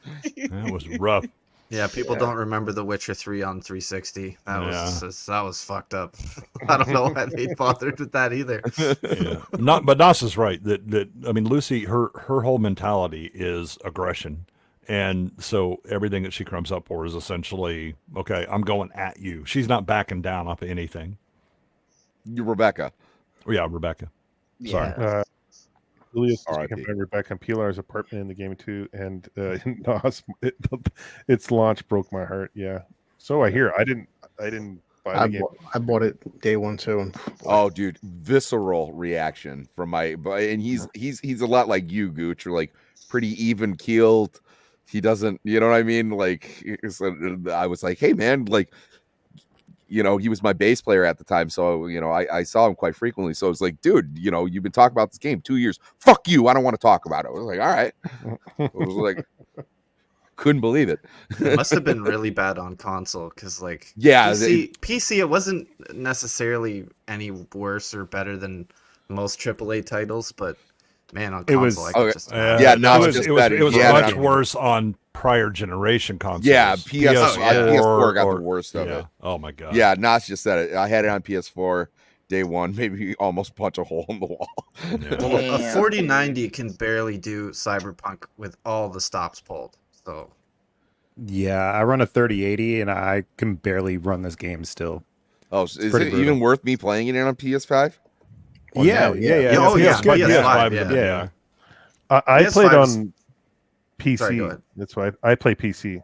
So well, I mean, I have a gaming laptop too, but no, I mean it's really optimized for like PS5 and the latest Xbox, but as with a lot of PC ports, not so optimized. And God help you on prior consoles. Jana, just to break it to you, that's pretty shit. That's not good. That's how you like qualified for like the presidential awards in like middle school. Like that meant you were like adequately fit. That's like race walking times. Well, I've seen kids in wheelchairs do better than that. So I don't know. I guess so. Not when you pull a battery. That won't even get you in the Canadian forces, man. Yeah. That won't get you in the I stopped it Olympics. here because again, I like the lighting on Adam Smasher here. It's just that evil, red, so red. Awesome. And you love that. You love that edge lighting, don't you? Yes. Yeah. I like edge. Gooch likes being edged in this show. Yeah, I also love that his face kind of looks like a broken doll. Like, oh yeah, dude. You know, you see like a indents and shit. Yeah. Well, if he looks like Anakin Skywalker when in the third episode of Return of the Jedi, or like Darth Bane when he takes off the helmet and he looks like that, like so it's pretty cool look. So now we see the standoff between these two, and it's just a war, and David's just getting destroyed here. Well, but David is also because the Adam Smasher says all of you die. Right, that's the thing, and David is trying. He says, hey, I'm the one you're after, and starts engaging with him, but also talking up, you have a sin as well, and all that. Everything that David is doing is trying to keep Adam Smasher's attention on him. But then he's just like, yeah, screw you. I have a grapple hook. No one leaves. Yeah. It's crazy that his distraction for 1 second is what made them get out of there alive. Well, it's because they pre-planned it. So this shot right here, and I just posted Nos's comment, none leave the slaughterhouse alive, and he's distracted here, and then David's like, get distracted much. Payback's a bitch. Yeah, payback's a bitch. And look at that shot. I love how they did Adam Smasher. I'm not gonna lie, like it's awesome looking. He's so menacing looking. He's like a better version of Bane. Yes. Oh, way better. He's just. Do you mean like Darth Bane? No, or like Bane. Oh, like Bane. Bane. Yeah. I mean, like I'm very much a normie. I mean, like the Christopher Nolan Bane. Yeah. Graham okay. Nolan, the Graham Nolan Bane too. Like he. Oh designed it. God, that would have ruined this episode real quick. Maybe you should pay attention. I see you're distracted. Oh, I'm You surprised merely how embraced the Chrome chrome. I was born in it. I was molded by it. Moldy So- anyway. Falco is taking Lucy and getting her out of there. He's made a pledge to David, and she's begging him to go back. And he's like, "We have the reward money. He's told me that he wants us to split it, and he told me to get you out of there." And then there's one little last comment that he said, "Sorry, we can't go to the moon together." And it's kind of a sad moment, knowing that. Like he's given everything up just for Lucy, and you're seeing Adam Smasher just pick him apart, and all these other flashbacks like a Maine, Pilar, and Rebecca, and the moments between David and Lucy. This moment, his first kill. encounter with first kill encounter with death, and all this stuff he's experiencing, and then Adam Smasher here gives him a chance to be a part of of living, be a part of the plans of Arasaka here, and David's just like, no, fuck you. Yeah, like takes a play out of the Rebecca playbook. Yeah, and so Adam Smasher just like shoots him like right in the head with that like same kind of gun that a Maine had in the wrist and the forearm there, that cannon, and just David's dead now. So then we move forward and we see, and then it goes right to the first shot of the series, I believe, is looking down at Corporal Plaza, just like that. Right there, yeah. And then the next sequence is just the moon shot where you see there being like a ship coming, and it's like a tourism thing.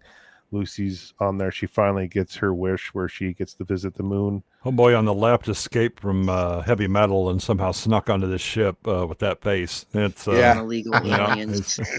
Rudnick? Yeah. Rudnick. Yeah. Fucking B crew animated this shot. And Lucy, everyone's out here doing their thing, and then Lucy's out on her own. She leaves the group and she's embracing the sun. And there's a moment where David is talking, "I can feel the sun," when they were doing the brain when dance. they were doing the VR stuff. Yeah. And it just kind of ends here where she's embracing the sun. And what do you think is next for Lucy here? Do you think she just like continues She's to definitely live? selling beads on Etsy. Yeah. Oh, fuck. Yeah, you guys are coming out with some good ass jokes, man. Shit. Fucking A. It was a great episode. I really enjoyed that. I like the ending. I like everything about it. Like, but seriously, what do you think was the next steps for Lucy? Do you think that she just dies, or does she like? No. Like, I don't think she matter. dies. Can you live It's on? like a Does she fresh start continue? for her. What? Yeah, does but she? she's at least away from Earth and not dealing with the corporal bullshit going on there. But you as is demonstrated time and again in this series, you're here for a short time. That she got bought some time and maybe can get out of the grind and run. But when you're little people, you'll ever die, and it's not all that important in the greater scheme of things. I mean, No, in this grand scheme of things, the safest place you could be, trying to get away from the corporations and everything, I guess, would be off planet. I mean, that's about as... Yeah, because the jurisdiction has to be different. Well, it's not necessarily. not even that. It's just, it was like they'd have to literally search the whole Earth before they go, well, maybe she's on the moon. Yeah, but the other thing is that when you're on the Earth, this is where the giants walk, and if you want to live, get out of the area where their feet land. And so she is on the moon, and there's not a reason for heavy corpo presence, and you don't have the the kind of friction between the corporations up there. It'll eventually show up. Whether it shows up in her lifetime or not, who knows? I like this comment by Hosty. Actually, being there rings hollow because she wanted to experience it with David. Yeah. Yeah, of course That's it what I does. mean. Like, does she go back and do the old net stuff and try to take out Arasaka? That would be a betrayal to David. But seriously, how sad can you be? Yeah, it's like the end of gravity. Saving Private Ryan. Make it worth it, Be good or some shit.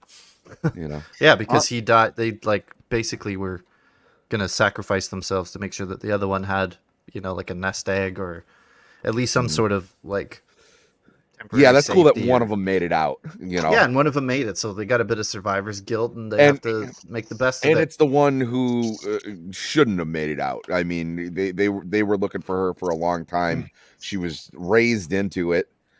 I would have liked her to look sad into the camera and then realize she's in 1/6 gravity and then start bouncing around on the moon.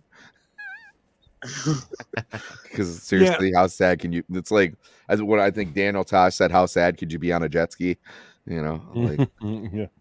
Well, I think that there's a lot to unpack as far as themes in this episode, and certainly the final bit. So David, as we talked about earlier, right? That you're not gonna topple a corporation. No, you're going against the system, and the system wins, right? The best thing you can do is be heroic in the small scale, and that's what David does. He does what he can to save the most important person to him. He lost his mom, but he wants to save Lucy, and he is going up against someone who is absolutely machine, not just in appearance and his level of chrome, but also that he is a machine of the world. He reflects the values of the world, right? The realities of it in Atom Smasher. And David knows he's going to lose, but he's willing to sacrifice himself for Lucy. He retains his humanity all the way to the end. Whereas Adam gave up his humanity long ago, if he even had it to begin with, right? And that sacrifice saves the most important thing to David. And Lucy now has a chance to go on. What she does with it, who knows? But David did his part. And so there's this contrast of this unforgiving world, the rules that everything operates within, the burdens you have to take on to protect your family, which is what David does, after Maine, and Maine had been carrying that as well. Then David takes it on, and he realizes that he's because you're the protector and the one that's supposed to do that. You have to subsume your wants and desires in order to protect them. Right? Yeah, and you also have to trade your body on the altar of fucking chrome, because that's what is needed in order to be in this role that they're in, right? And that somebody has to be that alpha that's willing to make those sacrifices as leader, and he takes that on. And at the end, it's the love that manages to bring him back, his humanity, and being reminded of what's most important to him allows him to manage the cyberpsychosis. And he knows he's not going to win against Atom Smasher. I mean, try, brother. But there's a reason that he tells him ahead of time, you get her in the card, you get the fuck out of here, and the two of you can split the money, Lucy and Falco. He knows the result, but there's there's an honor and a humanity to what David does that contrasts so heavily with everything that we've seen throughout this world, right? It's why everybody kind of connected to him, that he always kind of had that humanity. And you may have to set it aside to some degree for the greater goal, but the greater goal for him isn't wealth or anything like that. It's protecting other people, right? He always keeps his humanity throughout all of this. Yeah, and that humanity also rubs off onto the other characters as well, which is really neat. Well, maybe that's where he got his resistance to the chrome in the first place. Yeah. You know, Yeah, that he was. It wasn't about himself. It was about others, and that allows him to carry a much larger burden than a lot of people would. I will. It's just like The Ring. I will say that shot where Lucy sees David on the moon, that did hit hard, and you know, and then you look and she's just gone, and then she's just standing there, and I did like what you said, Jay, and I also, you know, she probably on the worst day of his life, like, you know, getting kicked out of school, getting the shit kicked out of him, you know, his mother dying, you know, she saves him and gives him a new family. And then, you know, in juxtaposition at the end, he in turn saved her. And, you know, that's shows you, like you said, it's the most human thing I think you can do is love somebody else. And that's, I think that reigns true here. And, yes. Also, I really want to go to the fucking moon, man. That would be so awesome. It would. I'm just trying to make it day by day on Earth, for crying out loud. Big, you better chrome up, Gooch. You better chrome up. Well, the Gooch is chromed up, but everything else. That's why you polish it so often. I understand. Yes, I'm constantly polishing. Yes. yes.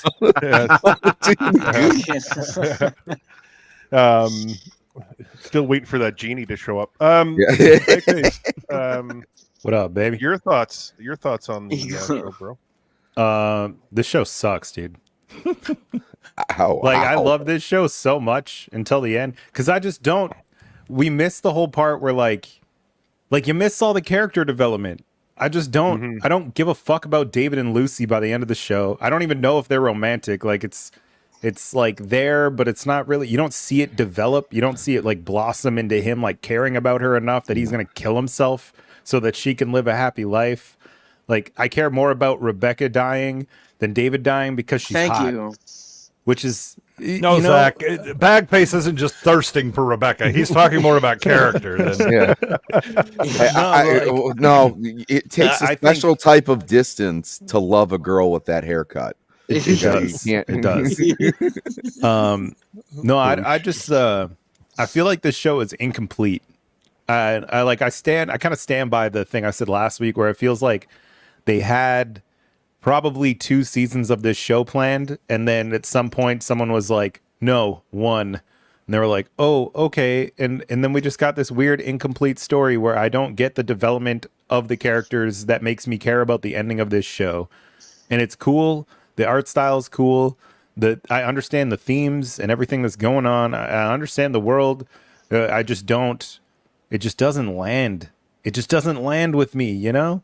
It even as bad as I want it to, it's just like hollow to me. Yeah, and I think it really is episode 9 that it does. It suffers from the time skip really bad. The first time skip, again, you could pay it off if you then have the he's carrying the burden. You're talking about it in his connection and more or less stuff, whatever. But I could tolerate the time skip if 9 doesn't just absolutely fumble the bag entirely, right? Yeah.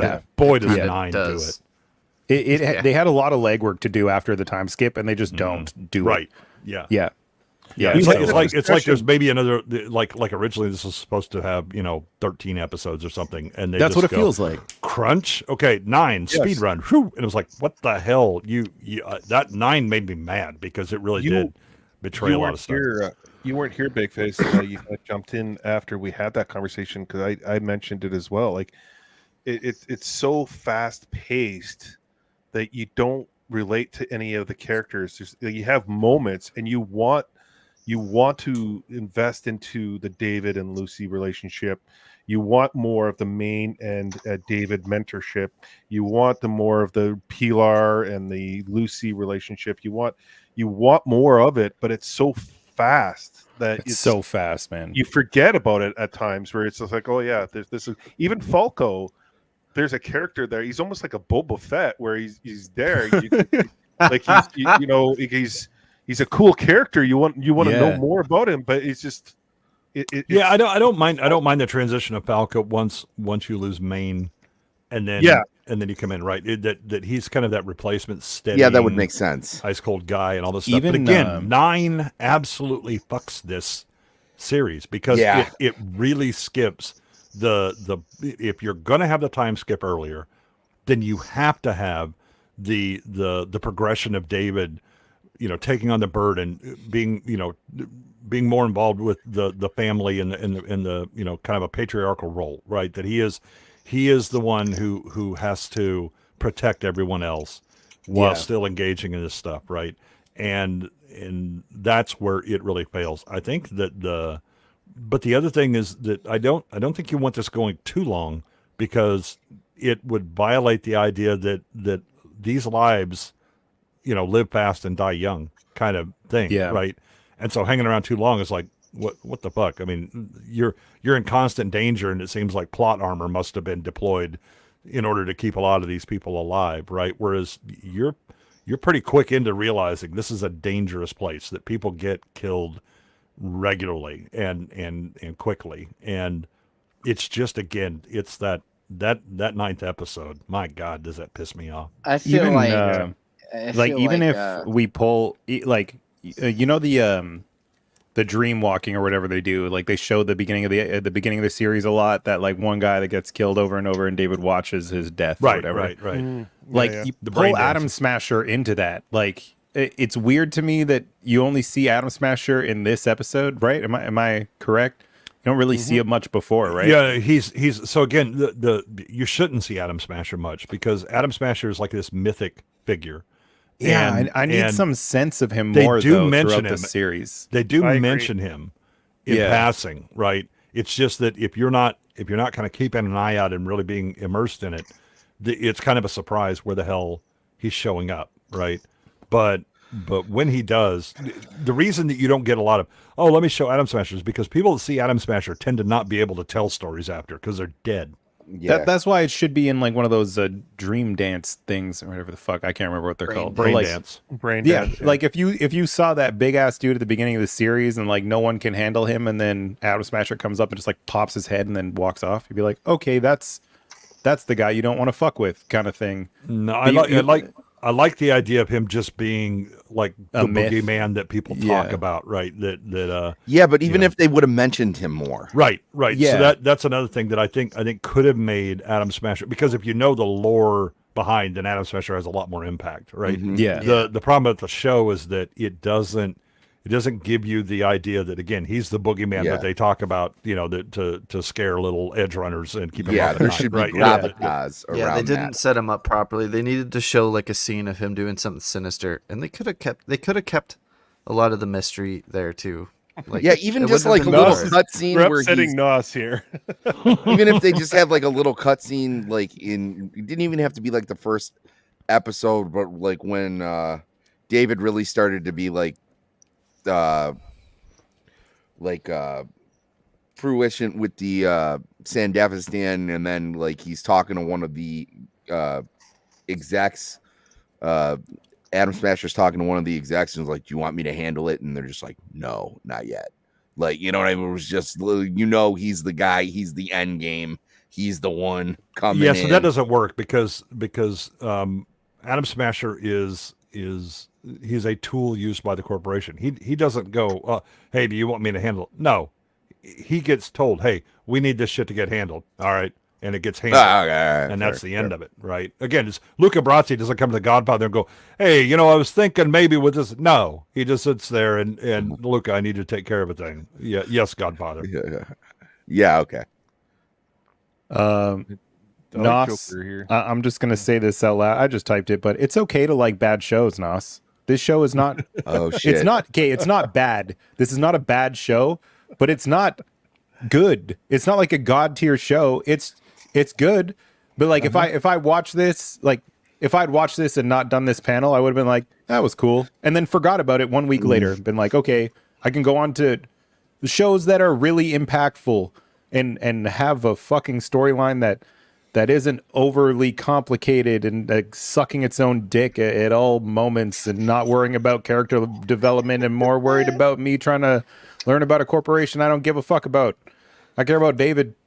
I want to care about David. I did for the first fucking 5 episodes. And then, you know, he turns into a fucking Hulk with no emotion. Yeah, I mean, I won't go that far because he very clearly still does. Yeah, he has emotion, right? but, You know, yeah. So the thing is that you have to, in order to properly convey the characters and the choices that they make, also give a real feel for what the world is, and they're doing this balancing act within a really too short number of episodes that they have available, right? You know, that this is 10 episodes. Man, is that going to be hard to be able to convey kind of the multi-level complexity and oppression of the world and the things that you have to do to succeed in it. And also then let's spend 5 episodes with Lucy and David holding hands or whatever. That's a waste of time. Right. And the fact that you see David early on that you know, go get him teenage mentality, right? I can do this and I'm cool, but then also shying away from the responsibilities because Maine is his kind of replacement father figure. And then Maine gets got. You know that somebody's going to have to take over. And David is really the only one that you trust, because Kiwi is too disconnected. Right, she's very cold to everyone and calculating. Lucy, not really, because she's always kind of been an outer edge. God knows we're not putting Rebecca in charge. We're all going to be dead in like 3 minutes, right? And so that time skip works. The thing that I think that they don't deliver on, even though it's inferred and you can see it and figure, you know, kind of fill in the blanks, but that 9th episode, and again, I think it's a time compression problem. They did not have enough episodes to make it work with that acceleration of him it was having to take on to that. But I don't know how they do that and within the 10 episode window to begin with. Less plot points, more character development, I think is the argument here. The perfect comparison to me would be X-Men 97, where like you get such a feel for the world that they live in through the development of the characters, where by the end of the show, I've watched like, how many episodes was it? Like 10? I've watched like 10, 20-minute episodes. Okay, yeah, first of all, you walked in already knowing X-Men. I was going to say, X-Men had a whole series. I did. If I only have these 20 years of backstory that I've already built up in my head, I can then somehow make these episodes. I didn't read the comics. I don't remember the 90s show. I watched the 90s show when I was young, but I purposefully didn't rewatch it before I watched 97 because I wanted to see if they could make it stand on their own, and they do. I don't know any X-Men comics. I read like one. The newest Jonathan Hickman run, I started it, but I never finished it because I got shit to do. I know. And it's a little weird with like the Krakoa or whatever. But like that show, even if you have never experienced X-Men in any way, it does such a good job of giving you character development and character moments that also build the world while it's developing its characters. So it feels lived in. I understand their strives. I understand the like hierarchy of the world and what's going on around them, but it's focused on them. And I feel like this show, like you were saying, like it tries to walk that tightrope of like showing the oppression of the world and how it operates, but also developing the characters. And I feel like it just kind of fumbles on both because it's trying to do too much on both sides of the spectrum. Yeah, I mean, it has a heavy lift to do because if you are not in any way familiar with you know, cyberpunk genre, coming into this cold is going to be a problem. But in the same way, if you didn't know about superheroes or didn't know anything about Marvel or anything, and I'm going to sit you down next to me, you'll be like, who the fuck is this? Why do I... Wait, what the hell's going on? Who has powers? Whatever. Right? It's a difference between you even if... Oh, I didn't go back and research all that, whatever. You damn well know you understand the milieu of the Marvel universe and played what's going Cyberpunk. on. Like, I know a little bit. I've watched, you know, Blade Runner and shit. I know, like... enough I feel like about post-apocalyptic like cyber worlds and the way they suck and all that shit. It's just on the character end. I feel like it develops the world really well in this show, but it sacrifices the character development in doing so. I think it was on a good track at first for character development. Definitely, and it just sort of dropped the fucking ball at some point. Yeah, I think like, they just really suffer badly. from that time limit. They simply don't have enough episodes to deliver. I could have done 2 seasons of this show, and I feel like I would have loved it. I honestly think I one agree. or two more episodes where you can spread the plot points out a little bit more and add more room for, because like Bag, you make a great point. Like, we're supposed to give a shit about David and Lucy, who haven't even been shown together for like 3 episodes straight. And then there's like 2 time gaps in there. And it's just like, well, you're basically putting the brakes on this entire dynamic. Like, now the audience can't care. Well, Yeah, they you can have- care, you but have you're making it a the- lot more difficult for the audience to care. Yeah, you had the romance to begin with, and they hook up, and great, and then the time skip. Then suddenly it's like we're getting legally separated, but we're not ready for divorce just yet. And then but he's trying to win her back somehow. But then you realize she's got this backstory or whatever. Yeah, that time skip can work if you can pay it off in the later bit. That they don't pay it off in 9, then makes that time skip that much worse, and so it causes kind of these 2 smoking holes in the character development and relationships. I just gotta say, I do understand cyberpunk genre, and it's not that I don't like the cyberpunk genre. It's not my duty to come into a show and understand the genre tropes of it and then enjoy it because of those things. It's the job of the writers to write a good enough fucking show that I'm interested in watching it, and I'm interested in watching it again. I shouldn't have to go do homework and understand an entire genre of, like, I can watch Mad Max and I'm not like, what's going on? I don't like it because I don't understand it. It's not happy at the end. No, I really like Mad Max. It's not a very happy ending.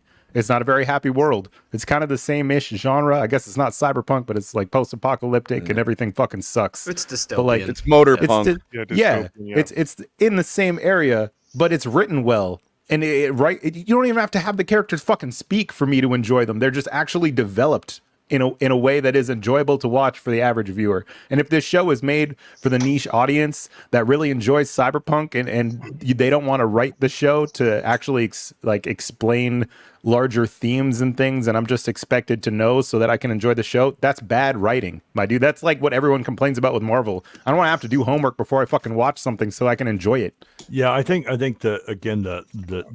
make the attempt to not just, hey, have you done your homework before you show up, right? And they do the world building, but they are really hampered by the time limits, the number of episodes and the short episodes that they're doing to be able to deliver both the world building and fully develop the characters so that you really have the emotional payoff, right?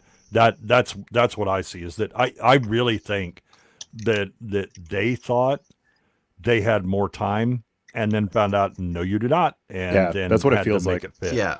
Well, also, I'll summon. Oh no, Chris, you go ahead. How much more explaining do you need? It's like I said, Mad Max. Okay, the guy's crazy, lost a wife and kids. Pretty much it. So if you look at Fury Road, they drive for an hour, they do a fucking U-turn, they go back and kill the bad guy. Movie's over. Still good. Still fucking bangs. Okay, but hold on. I'm gonna do my BAGFACE impression. I fucking hate this show. Show fucking blows. Well, here's Nos, and I loved having you in the chat through the whole thing, and I actually enjoyed the series. Here's what it comes down to in a nutshell. I think we all like the series, but there's parts in there and there's gaps in there that we wish there was more. Like, it's just, it's not that we dislike it. I know I like it, but like, it just seems like there's some missing pieces that just doesn't give you that 8 or 9 out of 10, that 7, 8, 9 out of 10. It just, you want more, which is a good thing.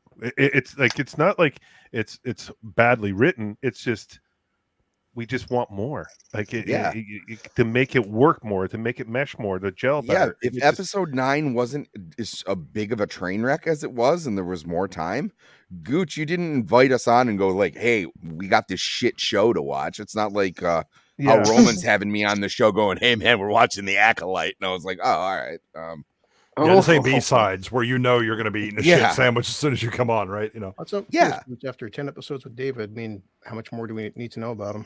We already know everything. Well, no, It's but not that's not it. It's not that we need more to know about David. It's the relationships that he's built with these individuals that are they're lost. But again, the pacings, it goes really rapid, slows down with Lucy a little bit, then picks up again, and then it's a time jump in episode 5.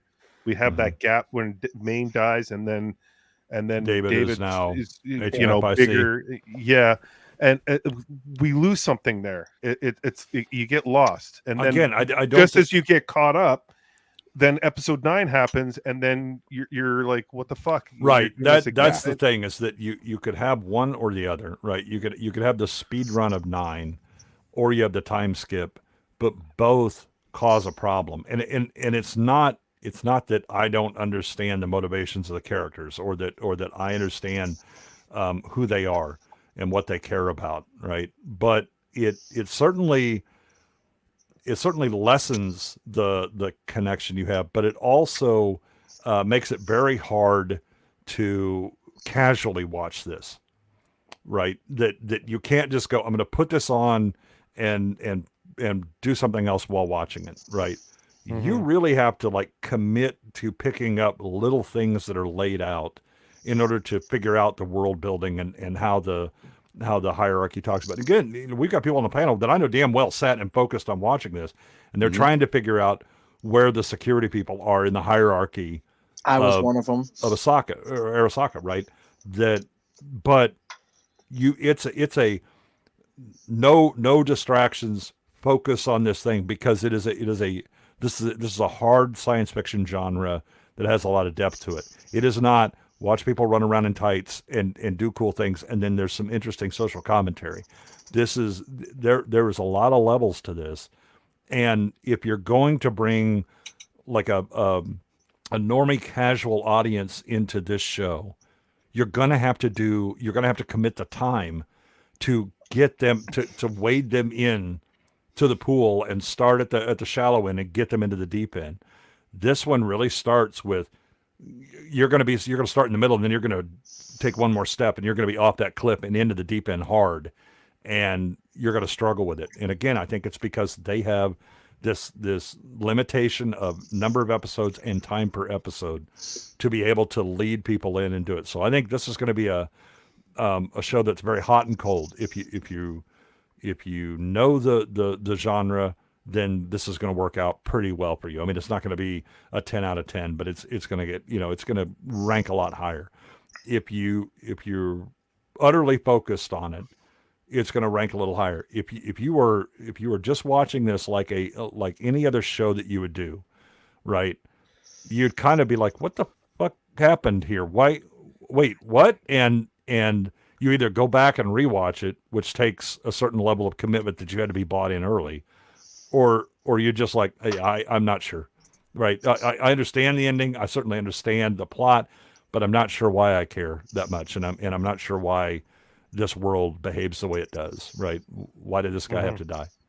Yeah, that's where we're getting into it's subjectively can be bad, but it's objectively, good, but has flaws, right? It's like all the pieces are there. It could work fine, but it has enough flaws that it'll misfire for someone. Well, someone else enjoys the hell out of it, right? I don't think it has anything to do with your level of understanding. It's just like it could come down to the fucking mood you're in when you watch it. It's just sometimes those flaws stack up, and it spoils what connection you could have had, what would otherwise make it compelling for you. It doesn't work somehow for you, and it could work perfectly good for someone else. It has nothing to do with how intelligent or how much you understand or how well you're paying attention. I don't think it's that at all. I think we're just getting into the subjective, because it's not a perfect show. I do enjoy the hell out of it. I think it's really good, but yeah, I appreciate the hell out of Bagface's point. Like, honestly, like, he's not wrong. I mean, everything that he says, like, yes, these are big problems with this show. The characterization it starts out great, and then we sort of get like this limbo thing, and then it tries to make up for lost time at the end with like a montage sequence, which is great, but like if you've already checked out and you don't give a fuck about these characters at that point, it means nothing, right? Yeah, and that's yeah, is it a bad show believe, for that? I don't yeah, think they so. believe But the you can first, subjectively yeah, look the at first it as 5 a bad show episodes for sure. Are supposed to engage everyone so that they could then, really understand what's going on. Whether that succeeds or not is very much viewer dependent, right? That either the knowledge that you brought in, or that it did hook you or it didn't. I mean, another example is it's a hot take, but there's a serious split, not for people that are just being lazy and going, I'm a feminist or my girl boss or whatever. Fury Road, there are a lot of good things in that, and there's a lot of world building on it. But for some people, it didn't do enough to connect with the characters. For other people, it worked great, and that reaction is purely viewer dependent. And it's not a bad film. I'll die on that fucking hill. Yeah, I think film. there's some serious plot problems, but they're not overwhelming that suddenly turned into a dumpster fire where but Tommy Wiseau's The Room. Yeah, but it's not something where I'm going to sit there and scream at everyone who doesn't like it, and at the same time I'm not gonna like belittle people who do like it or people that don't like it, right? Because at the end of the day, like, your subjective, like the way you feel about something personally, like there's so many factors that go into that, whether or not the thing is actually good or not. Oftentimes has nothing to do with it, but I mean, I don't know. It's art. That's the best part about art is like some people like it and other people don't. And I'm not even saying I don't like it. I like this show. It's just not something I'm gonna rave about. You know what I mean? It didn't carry it over the line for exactly. you, right? Yeah, exactly. I mean, I believe you gave it a 7 out of 10. So I mean, everyone in the chat, I'm glad you're kind of chilling out because I was getting a little heated there. But like, I just want you guys to realize, like objectively, we're allowed to, break it down and give opinions on it. It doesn't. It's just a review. That's all it is. Like, I love the show. I think it's a great show. There's flaws. You did a whole fucking series on it. I did a whole series. Blue Eye Samurai, same thing. Like, I had Andrew come on. We had a little debate about the freaking dodging the bullet and shit. Who we got here? Hello. And then there's me. I couldn't care fucking less. I forgot I had the link to this. In the house. I mean, what up, bro? Yeah, we gotta just chill in general. Dude, I just had popcorn here. I'm loving this. Yes, I know you do. I mean, the one thing I love about this, if nothing else, these are the nerd fights we used to have about shit. Yeah. Before everything was dog shit. It was like, oh, I like this. You're an idiot. Oh my God. How dare you? This and that, whatever, right? And we're bickering over minutia for the most part, right? That I think everybody agrees this is a good show. It's better than average, most assuredly, especially in the last 5 years, for God's sakes, right?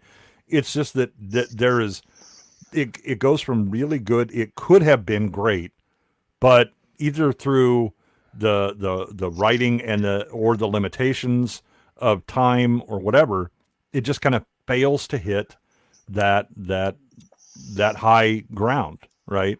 And again, if you come in with a certain foreknowledge, this probably hits you better than if you're someone who doesn't come in with that. And that's fine, right? There's a reason that Blade Runner bombed at the box office.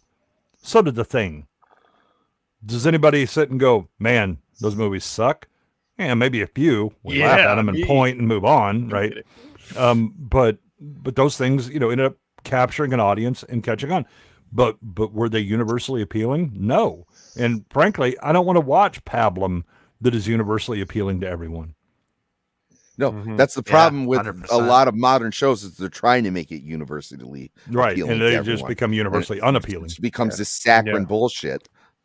Sometimes things also go on too long too. You get 15 or 16 episodes that are also over-explaining the shit out of things and drawing out an episode, and you're like, then it starts to insult your intelligence. Yeah, like the whole thing with with the main bad here. It's like, he shows up, he's 4% human, he kicks the shit out of David. Move on, keep pushing. I don't need too much. Like you guys said, too much backstory. These villains nowadays, people go on these massive rants, and like Jay Goodman would say, oftentimes the mystery is more appealing than the actual facts. in the actual. Oftentimes, I would say almost every time. There's a level of Like, there's a irregardless. level of mystery that's okay, but then there's hiding behind ambiguity, right? Yeah. Like, oh, Yes. we're gonna vaguely describe the villain because we don't want to explain too much because it might get lame. For example, Rings of Power and how it displays villains and how it explains them, right? It just hides behind ambiguity. A lot of shows hide behind ambiguity when it comes to their rules and how their universe works. This show's not the case. It's just like there's a lot of information that just doesn't really come across, and even with character development, it's just not there, and it should be there, but it's just not. And it like I watched the show I think like 3 months ago, and I was like, damn, this show's pretty good. And then the ending happened, and I was like, well, I guess that's fine. Like, it's whatever, you know. All right, guys. Yeah, the funny thing is that I'm like so Zach the doesn't ending want to talk to actually us anymore. the ending actually matches. No, I was gonna say I finished, and I think this is probably my best one, dude. Like, I was feeling this the whole fucking time. Are you guys Wait, ready? who'd you draw? Oh, you're about to find out. He was feeling it the whole time, and Wait, now it was I gotta finished. put him up before he falls asleep, and then we can't. Oh, get him yeah, back. yeah. All right. Uh-huh. Oh, shit. Oh, damn. Oh shit. Look at all that tubage, man. Easy now. Major tubage. Oh, that's Totally tubular. That's Wow. badass, dude. Zach, Yeah. you They're are not- a treasure. Adam Smasher ain't fucking around. Yeah. Yeah, Yeah, I can't wait. that one might be the one I How'd you do all that detail so quickly? I don't know. Come on, man. Ancient Panic. Chinese secret, huh? all right. And I think I know I wasn't gonna have to resort to this, but chat's getting a little rowdy here. So I know there's part of me that can speak to the masses, so give me 1 second. No, let me get my pen out so I can make sure. Oh hell yeah! Real, There we go. dude. Based. Oh my god, that fire, Dude, that Jesus. stream was the best. God damn. That was the best circle of jerks ever. Preach, I damn. mean- Dude, that was so funny. I don't even know I why know. anybody would argue at this point. I mean, that, Exactly. And I didn't mean to get racist, but yeah, I mean, sometimes you gotta No, say you're just right. what you gotta say to get your point across. And, Yeah. you got to come with them hard truths sometimes. yeah. Mhm. Does anyone else want to say anything about the series? Does anyone want to rate it? Throw I'm out good for numbers. Is everyone in the chat okay with that? Nas, I love you, brother, but I mean, we're here to review it, and we're going to be honest. We're going to give an objective, opinion on it. Our opinion on it. It's not like set in stone. So, no, it is. We are the Yeah. panel. Yes. but I dig it. I dig it. We're the court. Yeah, if we We say deem it it- sucks, you're Yeah. not allowed to watch it. Crucify anymore. him. Be a Jokes on bad. you. I am actually Rotten Tomatoes. The one thing I love about it. The most inconsistent standards in the universe. Rotten The one thing I do love about it, he's passionate about it, and I love that about that. So Yeah. No, it's- and too, he's been filling us in on lore and shit the entire So much, part of the show. so You're much. one of the reasons that I enjoyed doing this show every Mhm. week, is you were coming Yeah. in, filling us in on the need to know Agreed. stuff. It was like, yeah, but everybody chill the fuck out. Fuck that. Have your nerd fight. I'm in. Let's yeah, go. you know, fine, Oh, fuck it. if Calm there's down, a boxing son. ring, It's just a drawing. you got to get through me when there's a boxing ring around. There's no, yeah. Oh no, you're the top of the ticket, man. We got to. Yeah, you're the boss fight. You. Yeah, Yeah, Madam Smasher. But I love these guys here on the panel. I appreciate you all being a part of this. Anything you guys, anyone want to throw out numbers, rate it, or are we going to Yeah. bother So with that? fuck it. I'll do it. I think that I think I'd give this like a good 8 out of 10. Okay. I think that it really could have sniffed like 9.5 if it did not have the fumble of episode 9, which then kind of retroactively causes the problem with our time skip between 5 and 6. But I think that it very much shows the how the world works. That your heroism is always going to be at a small scale. that the system is what it is, and you can't overcome it. You know, you can occasionally be an irritant, but at the end of the day, it squashes you. That is the dystopian nature of cyberpunk as a genre. You know, at least this particular branch of cyberpunk. But that doesn't stop people from being human in the small scale that they can operate, right? And David's this episode, I was really worried after episode 9. I was like, Jesus, this is gonna be a train wreck. But episode 10 really does pay off a lot of things, both thematically but also character wise. That David is already doomed.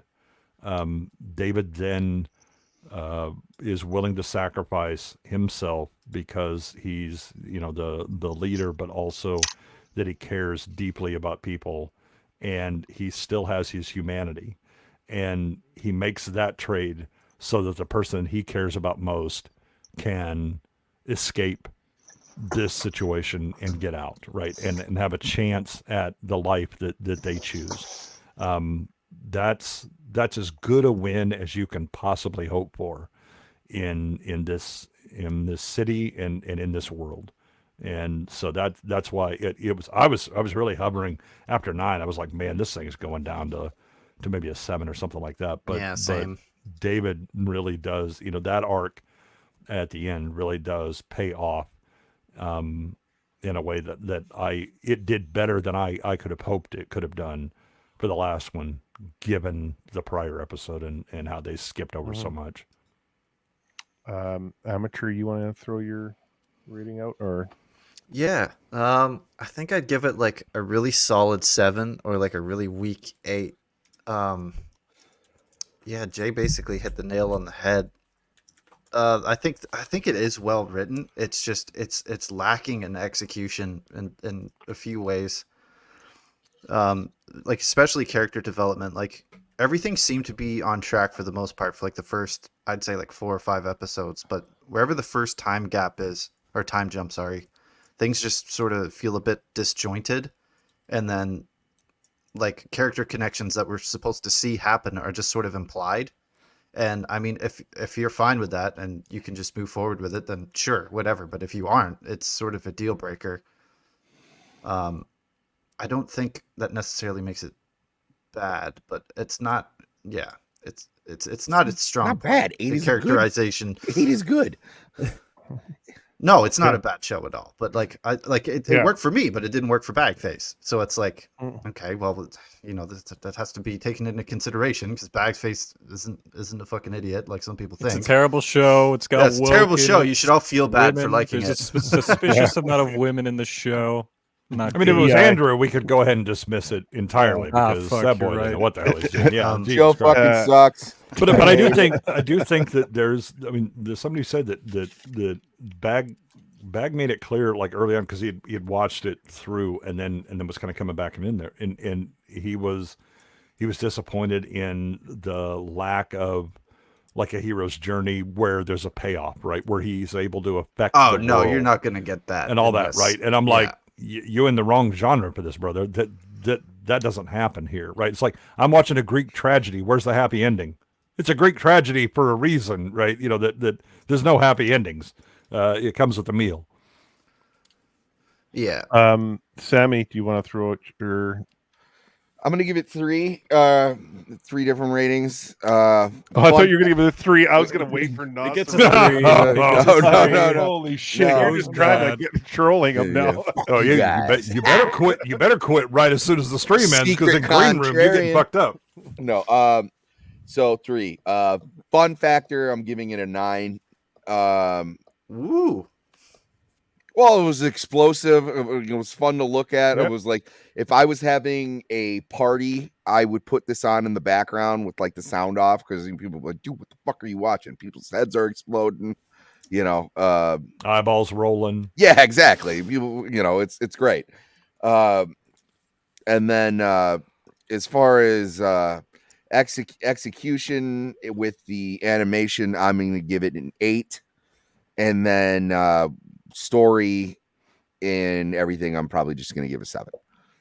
Just from the time jumps, and I got to say, episode 9 really did pull me out of it, but that has nothing to do with the overall, I guess, themes in the show and things that I took away from it. So that's how I would rate the show.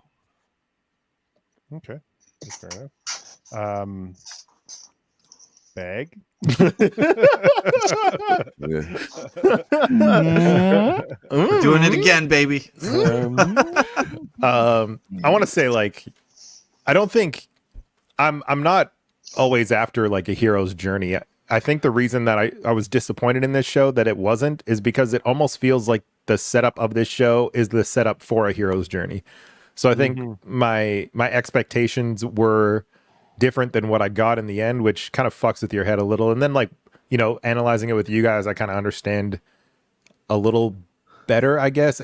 Like, the whole scope of it concludes a little better than the first initial watch that I had, because I was like anticipating something else, I guess. But I still, like, I give the show a 7, like, solid 7. The animation's incredible, the directing's incredible, the voice acting is fucking sweet.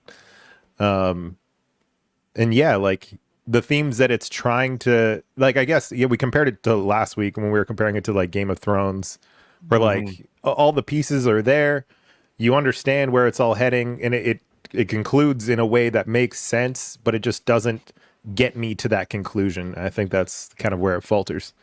Yeah, where it's rushed. It's rushed. Yeah, it's just like, it's just a little rushed. Side stories, and then it gets swept up real quick, and you kind of lose touch with a lot of the, you know, character development and the relationships that are being built. Too much character development is implied rather than shown. Yeah, exactly. And if you're fine with it being implied, then congratulations, you love this show. Yeah, I and mean, if the you good news don't, is, then fuck, it's disappointing. Yeah, it doesn't go full Game of Thrones where it was like, oh yeah, we forgot the Iron Fleet somehow. Let's fix this shit, right? You know, it's more like you know, the Iron Fleet was handled, but we did that off screen. Okay, all right, well, all right, you know. Well, and I think like it almost sets David up as a hero trope in a way, and then we skip his fall into who he becomes. And I think that's like really important to the story, at least for me, in my eyes. That's like a really important part of the story, where he kind of just sinks into the world instead of being like the newcomer to the world that like kind of bringing a different aspect to this group of, like, you know, he really cares about people and Lucy and his mom and all that. And you go from that to just like him being fully in it, and it just misses a little bit of sparkle. Well, there's two stories there, because you got David, he's in this kind of solitude state where he, in the beginning, the first two episodes really, where he's a loner, he does the brain dance a lot, he's like selling these chips and everything. Even in school, he's an outcast. And then the second part of the story is where he's being invited into this group and trying to fit in with the group, and then in, I guess, the third part, he's the leader of the group. So there's 3 little arcs there, but they're so jam-packed tight, you lose touch of that individual you saw in the beginning, and the finished product is, you know, a little different. Like it needs to be spaced out a little bit more. I don't think I have a problem with that so much as he now takes on the mantle of leadership, right? And there should be the arc of realization that the world is what it is, that he's not going to get a happy ending, but he starts to realize that he can try and give other people a chance to go on, right? And so the again, it's 9 that really, you know, is sandpaper in my fucking, you know, underwear, that it is rubbing my balls raw, because you really should show him taking on the weight and realize and more realizing that none of us are, you know, if we keep down this path, and if we just keep doing what we're doing, I can either go the route of Kiwi and disconnect and just play the game to be successful as an individual, or I go down the road of Maine where I'm the leader and I'm going to have to trade myself at some point, right? In order to protect them, it costs me my life and who I am. But I understand the trade I'm making. Instead, because of the Faraday, tricked you, bitch, and he gets into the cyber skeleton, that skips over his willing acceptance of the martyr's role in order to guarantee the outcome. The chat, just chill, dude. Like, man, like, holy smokes. Everybody, like, it's just a review. Like, I mean, like, everybody. I'm happy that Chris, people are so passionate. Look, I'm glad people are invested in this. Just don't make it personal, man. Dude, that's that's when you become like make a it personal. playground. Talk some shit. That's exactly how you do it. Dude, I thought I was defensive over Andor. Jesus Christ. Dude, how to lose an argument 101. Attack the person that you're arguing with. Why are you fighting? Be friends. Chris, fuck that. Throw bare knuckle. Let's go. I mean, I'm always a fan of, like, big robots and nice action scenes and shit. Like, I watch Godzilla versus Kong and repeat. So that's kind of shit I watch. Yeah, I mean, to me, it's like, I don't know, 8.5 out of 10. Overall, I understand, the character has never gotten Cyberpunk. I played the game for like 2 days and said, fuck it, brought it back after the launch of that game. And yeah, I mean, I like the whole panel we talked about. Sometimes I wonder about running the risk of over explanation. I think everybody could agree that, some shows go on way too fucking long. I find myself now liking TV shows or animes or anything that have 10 episodes versus the old days where 24 episodes. It starts getting too goddamn complicated. Characters like Adam Smasher, I knew he'd win. I mean, as soon as he looks at David, he's like, yeah, this is a kid. He's not a threat to me, no problem. David's about to die. I mean, it's pretty obvious from episode 1, David's going to be a tragic character. And he's like any kid that gets into a gang. He's got a shitty life. His mother dies tragically. He wants a way out and to get money. What's he do? He joins a gang. But we know, even off episode 1, this kid's not going to have a long life. He makes some friends along the way. He gets a pseudo family through gang members, and most of the gang members are all going to be fucking killed. The only person that survives is his girlfriend, and for all we know, Adam Smasher, she may hunt her down in a couple days anyway, just to be a dick about it. But the cyberpunk trope, to what I've gathered, never really has a happy ending. Corporations are greedy, and like Jay Goodwin said a million times, when forever Faraday and every Adam Smasher, there's always 10 more guys above them. It's even a scary part of real life, man. It's like, come on, every time if you're in the military, always a guy higher than you. Every time you're in a corporation, always somebody up there. It's almost a warning sign to like the future of what we're going through right now, man. God damn, the shit. Which is exactly what the genre intends.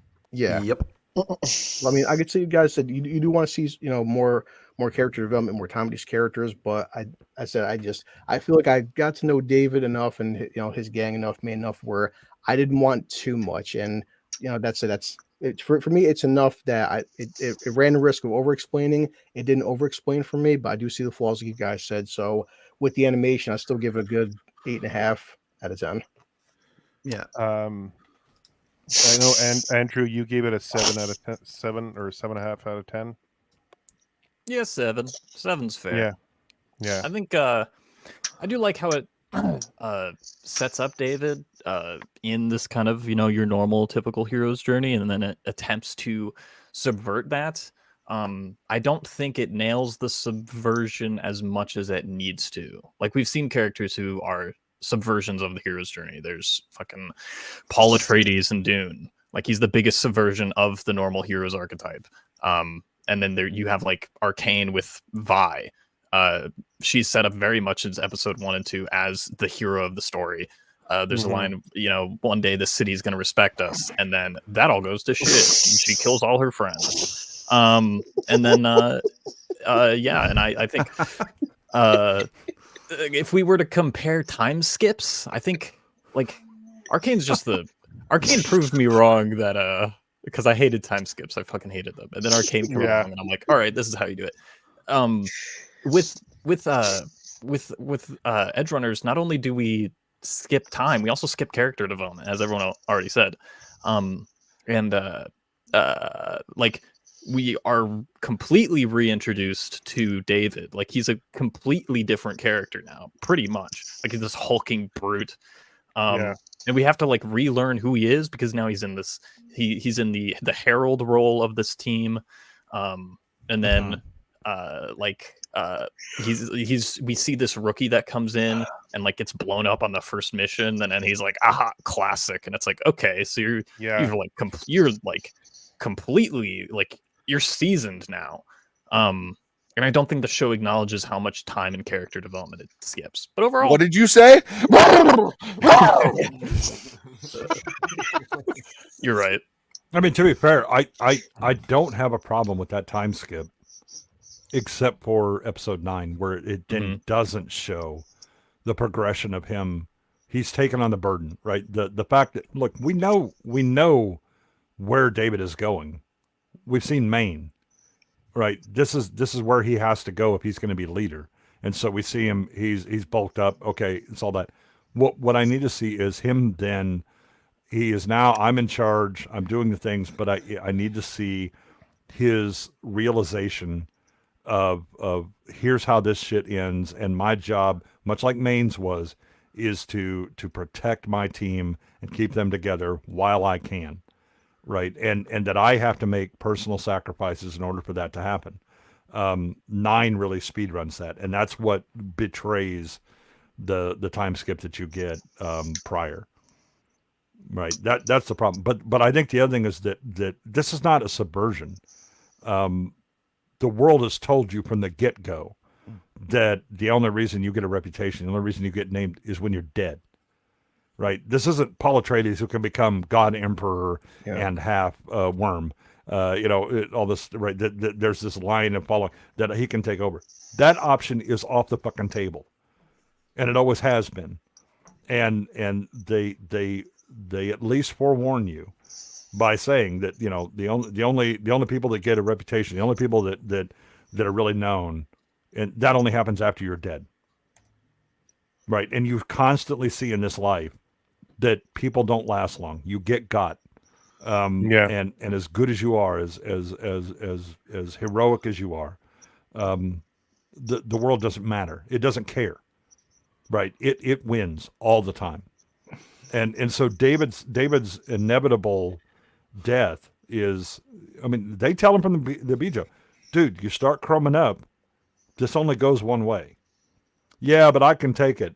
You have a tolerance. That doesn't mean you're immune. And inevitably the world will demand more of you than you can possibly deliver when you start down this road. And he starts down it. Now, as with many people, he fools himself that he can actually handle it. But the world wins. That's what happens. I gotta add, listen to all you guys. You guys had really, really great points. Hopefully my take isn't too long because you guys are going off and you're hitting some good key points with this show. For my opinion on it, reading comic books, being taught how to tell a story through comic books. When I was watching Cyberpunk Edgerunners, one of the biggest things that I said in the beginning of the first few episodes was the storytelling. It was so quick. I have to go back to watch the first episode a couple times just to make sure I knew exactly, just to catch on something that I was missing. I didn't quite understand. And it was like that throughout the first, few episodes. And I could tell they're just kind of, they're getting on to the next thing. They're not slowing down in anything, just to build that character development. I personally think that it's one of those things where I ask people, when whoever reads comic books, what is a deal breaker for you? Is it the artwork or is it the writing when you're reading a comic book? With the show, I personally enjoyed the show. I didn't like the writing at all. There was just, there were certain things that I wish that they did with characters, and there were certain things that I wish they did with elements. For the backgrounds, the way that things were interacting and whatnot. I just stayed on I got a kick out of it because the fucking artwork was fantastic, dude. Yeah. And every episode is just bringing up that cool, like, you know what I'm saying, like, scenes that was really getting to me was when David was tripping out for the first time. You see like the LSD, the thing where the guns is coming out of the mouth and whatnot. Like that was a cool moment.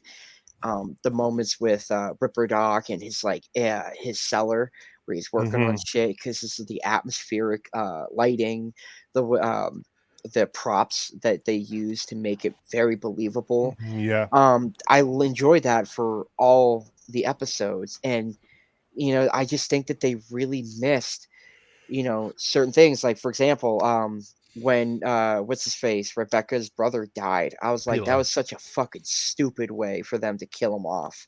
Personally, I thought that was the dumbest thing. It was just unnecessary. I could have done him. I didn't mind that.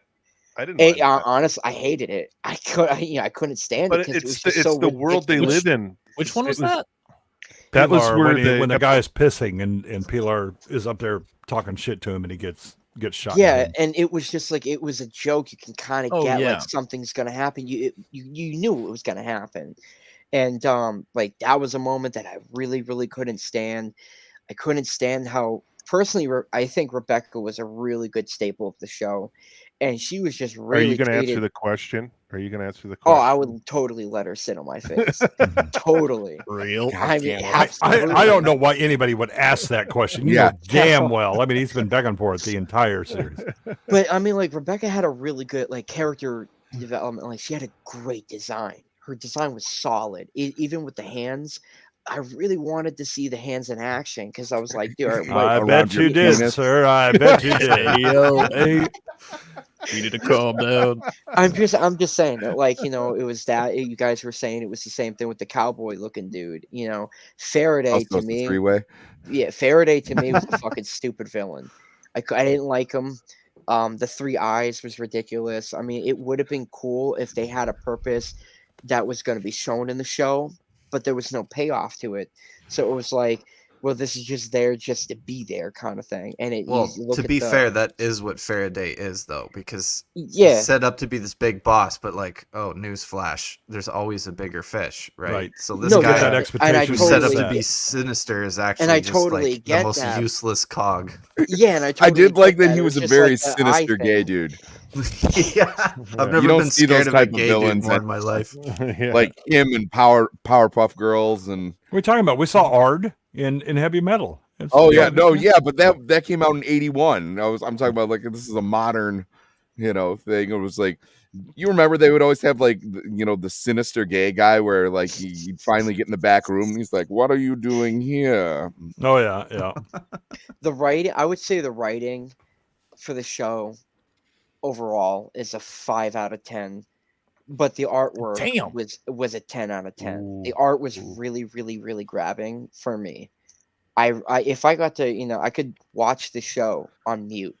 Like, that's how beautiful like the shots were, and that's it. I mean, like, for the episode for itself, for the episode, I really liked the Atom Smasher, like the whole meh. I liked it just being like that. He came in, fucked shit up, and then he left. I mean, I gotta give the last episode like an 8.5, just on that alone. But the writing overall for the whole show is a 5 out of 10. Ooh. Whoa. Biggest hater on the panel tonight. Holy shit! Oh wow! I mean, I hilariously, I would flip it. The artwork was all right. I wasn't that impressed. The writing and the character building, I was much more impressed with. See, the animation I thought was good. I thought the animation was great.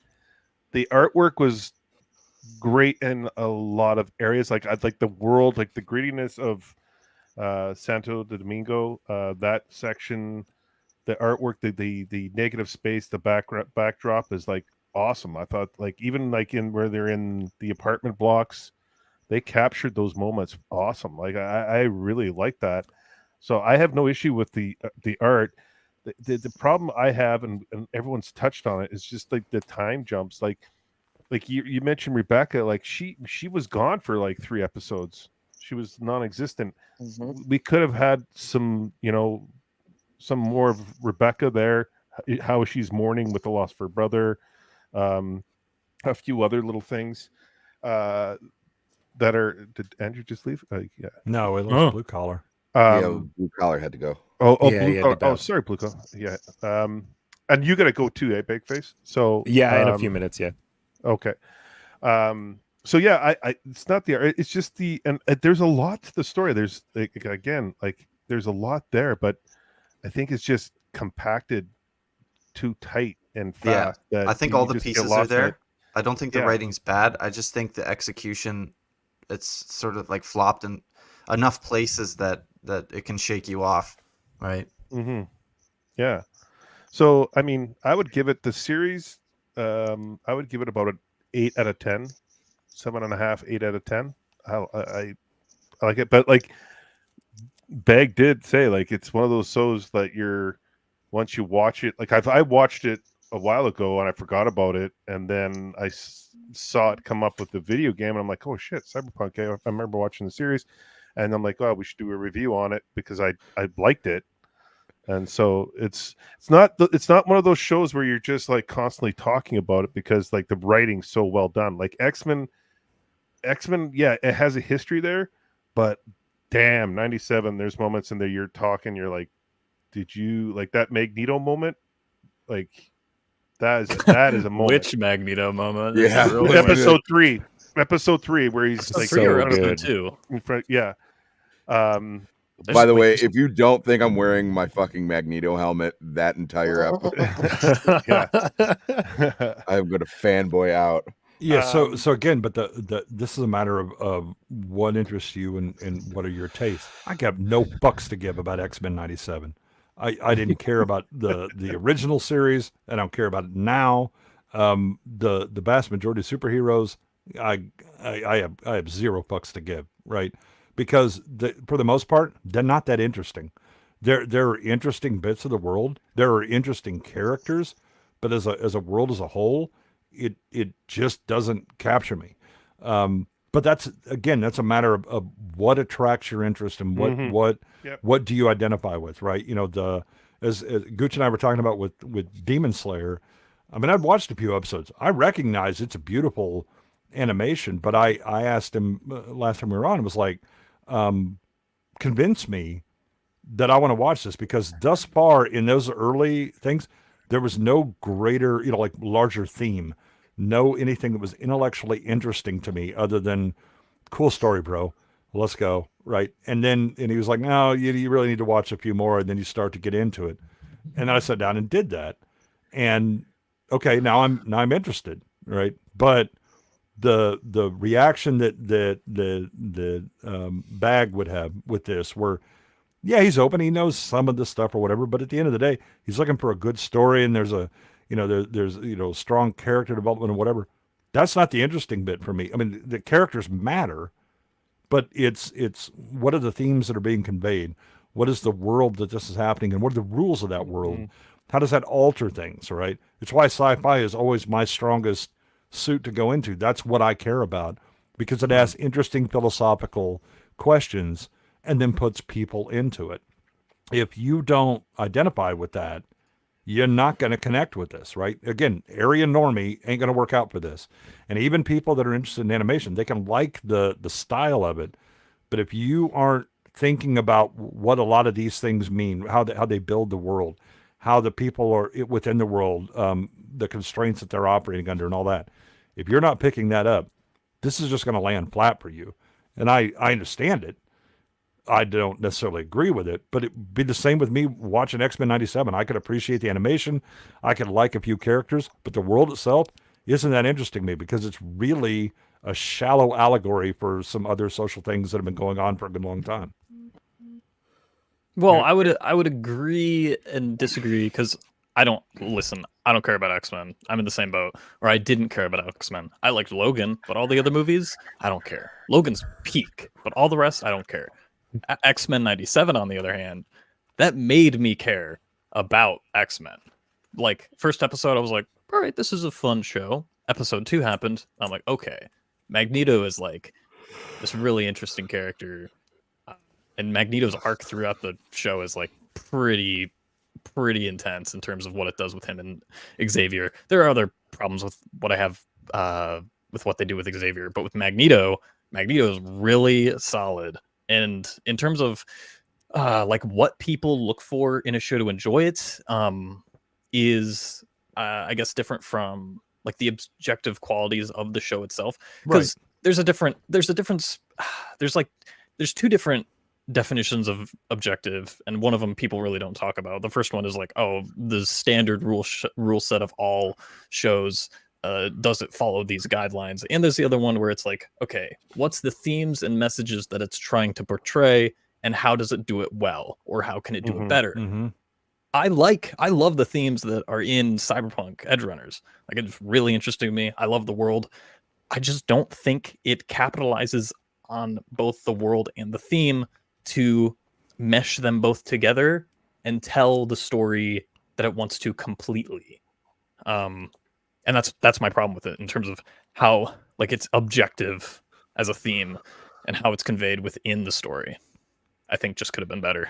Yeah, I think that the thing about at the end of the day, Cyberpunk is the world that it is describing and trying to convey is much more alien than the world that is generally being described in a lot of things, right? Where it's like, okay, here's the world as it generally is, but we're going to introduce these new characters or powers or something like that, and then you deal with that, right? And that's one level of science fiction or something like that. It is another to go, this world is entirely different than your expectations. It is everything but turned up to 11 and run through a noticeable time jump, right? Where the if you are I think that in many ways this show is probably more understandable to somebody who came up in like early 1900s India, where you had a hard caste system, right? Because they would recognize the world better.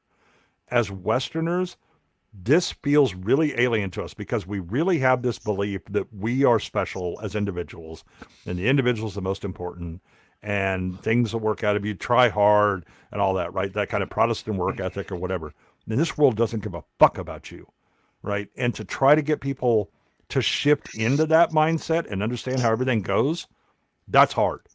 And they really are, as I think we've all agreed, they really are time constrained because of either the crunch of the number of episodes they had, or at least the run time, and that causes a problem. Well, Bagface had to go. I wanted to quickly let him say goodbye. Seabag, I hope you're good.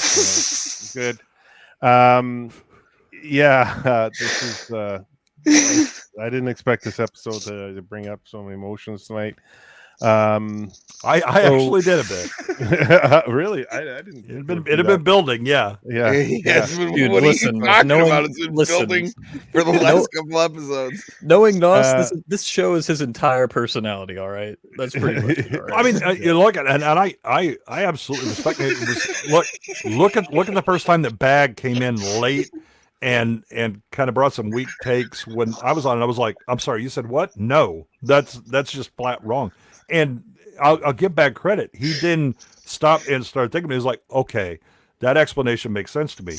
But at the end of the day, Bag it didn't connect with him. He didn't get that interested in it to really, dive deep into it or whatever.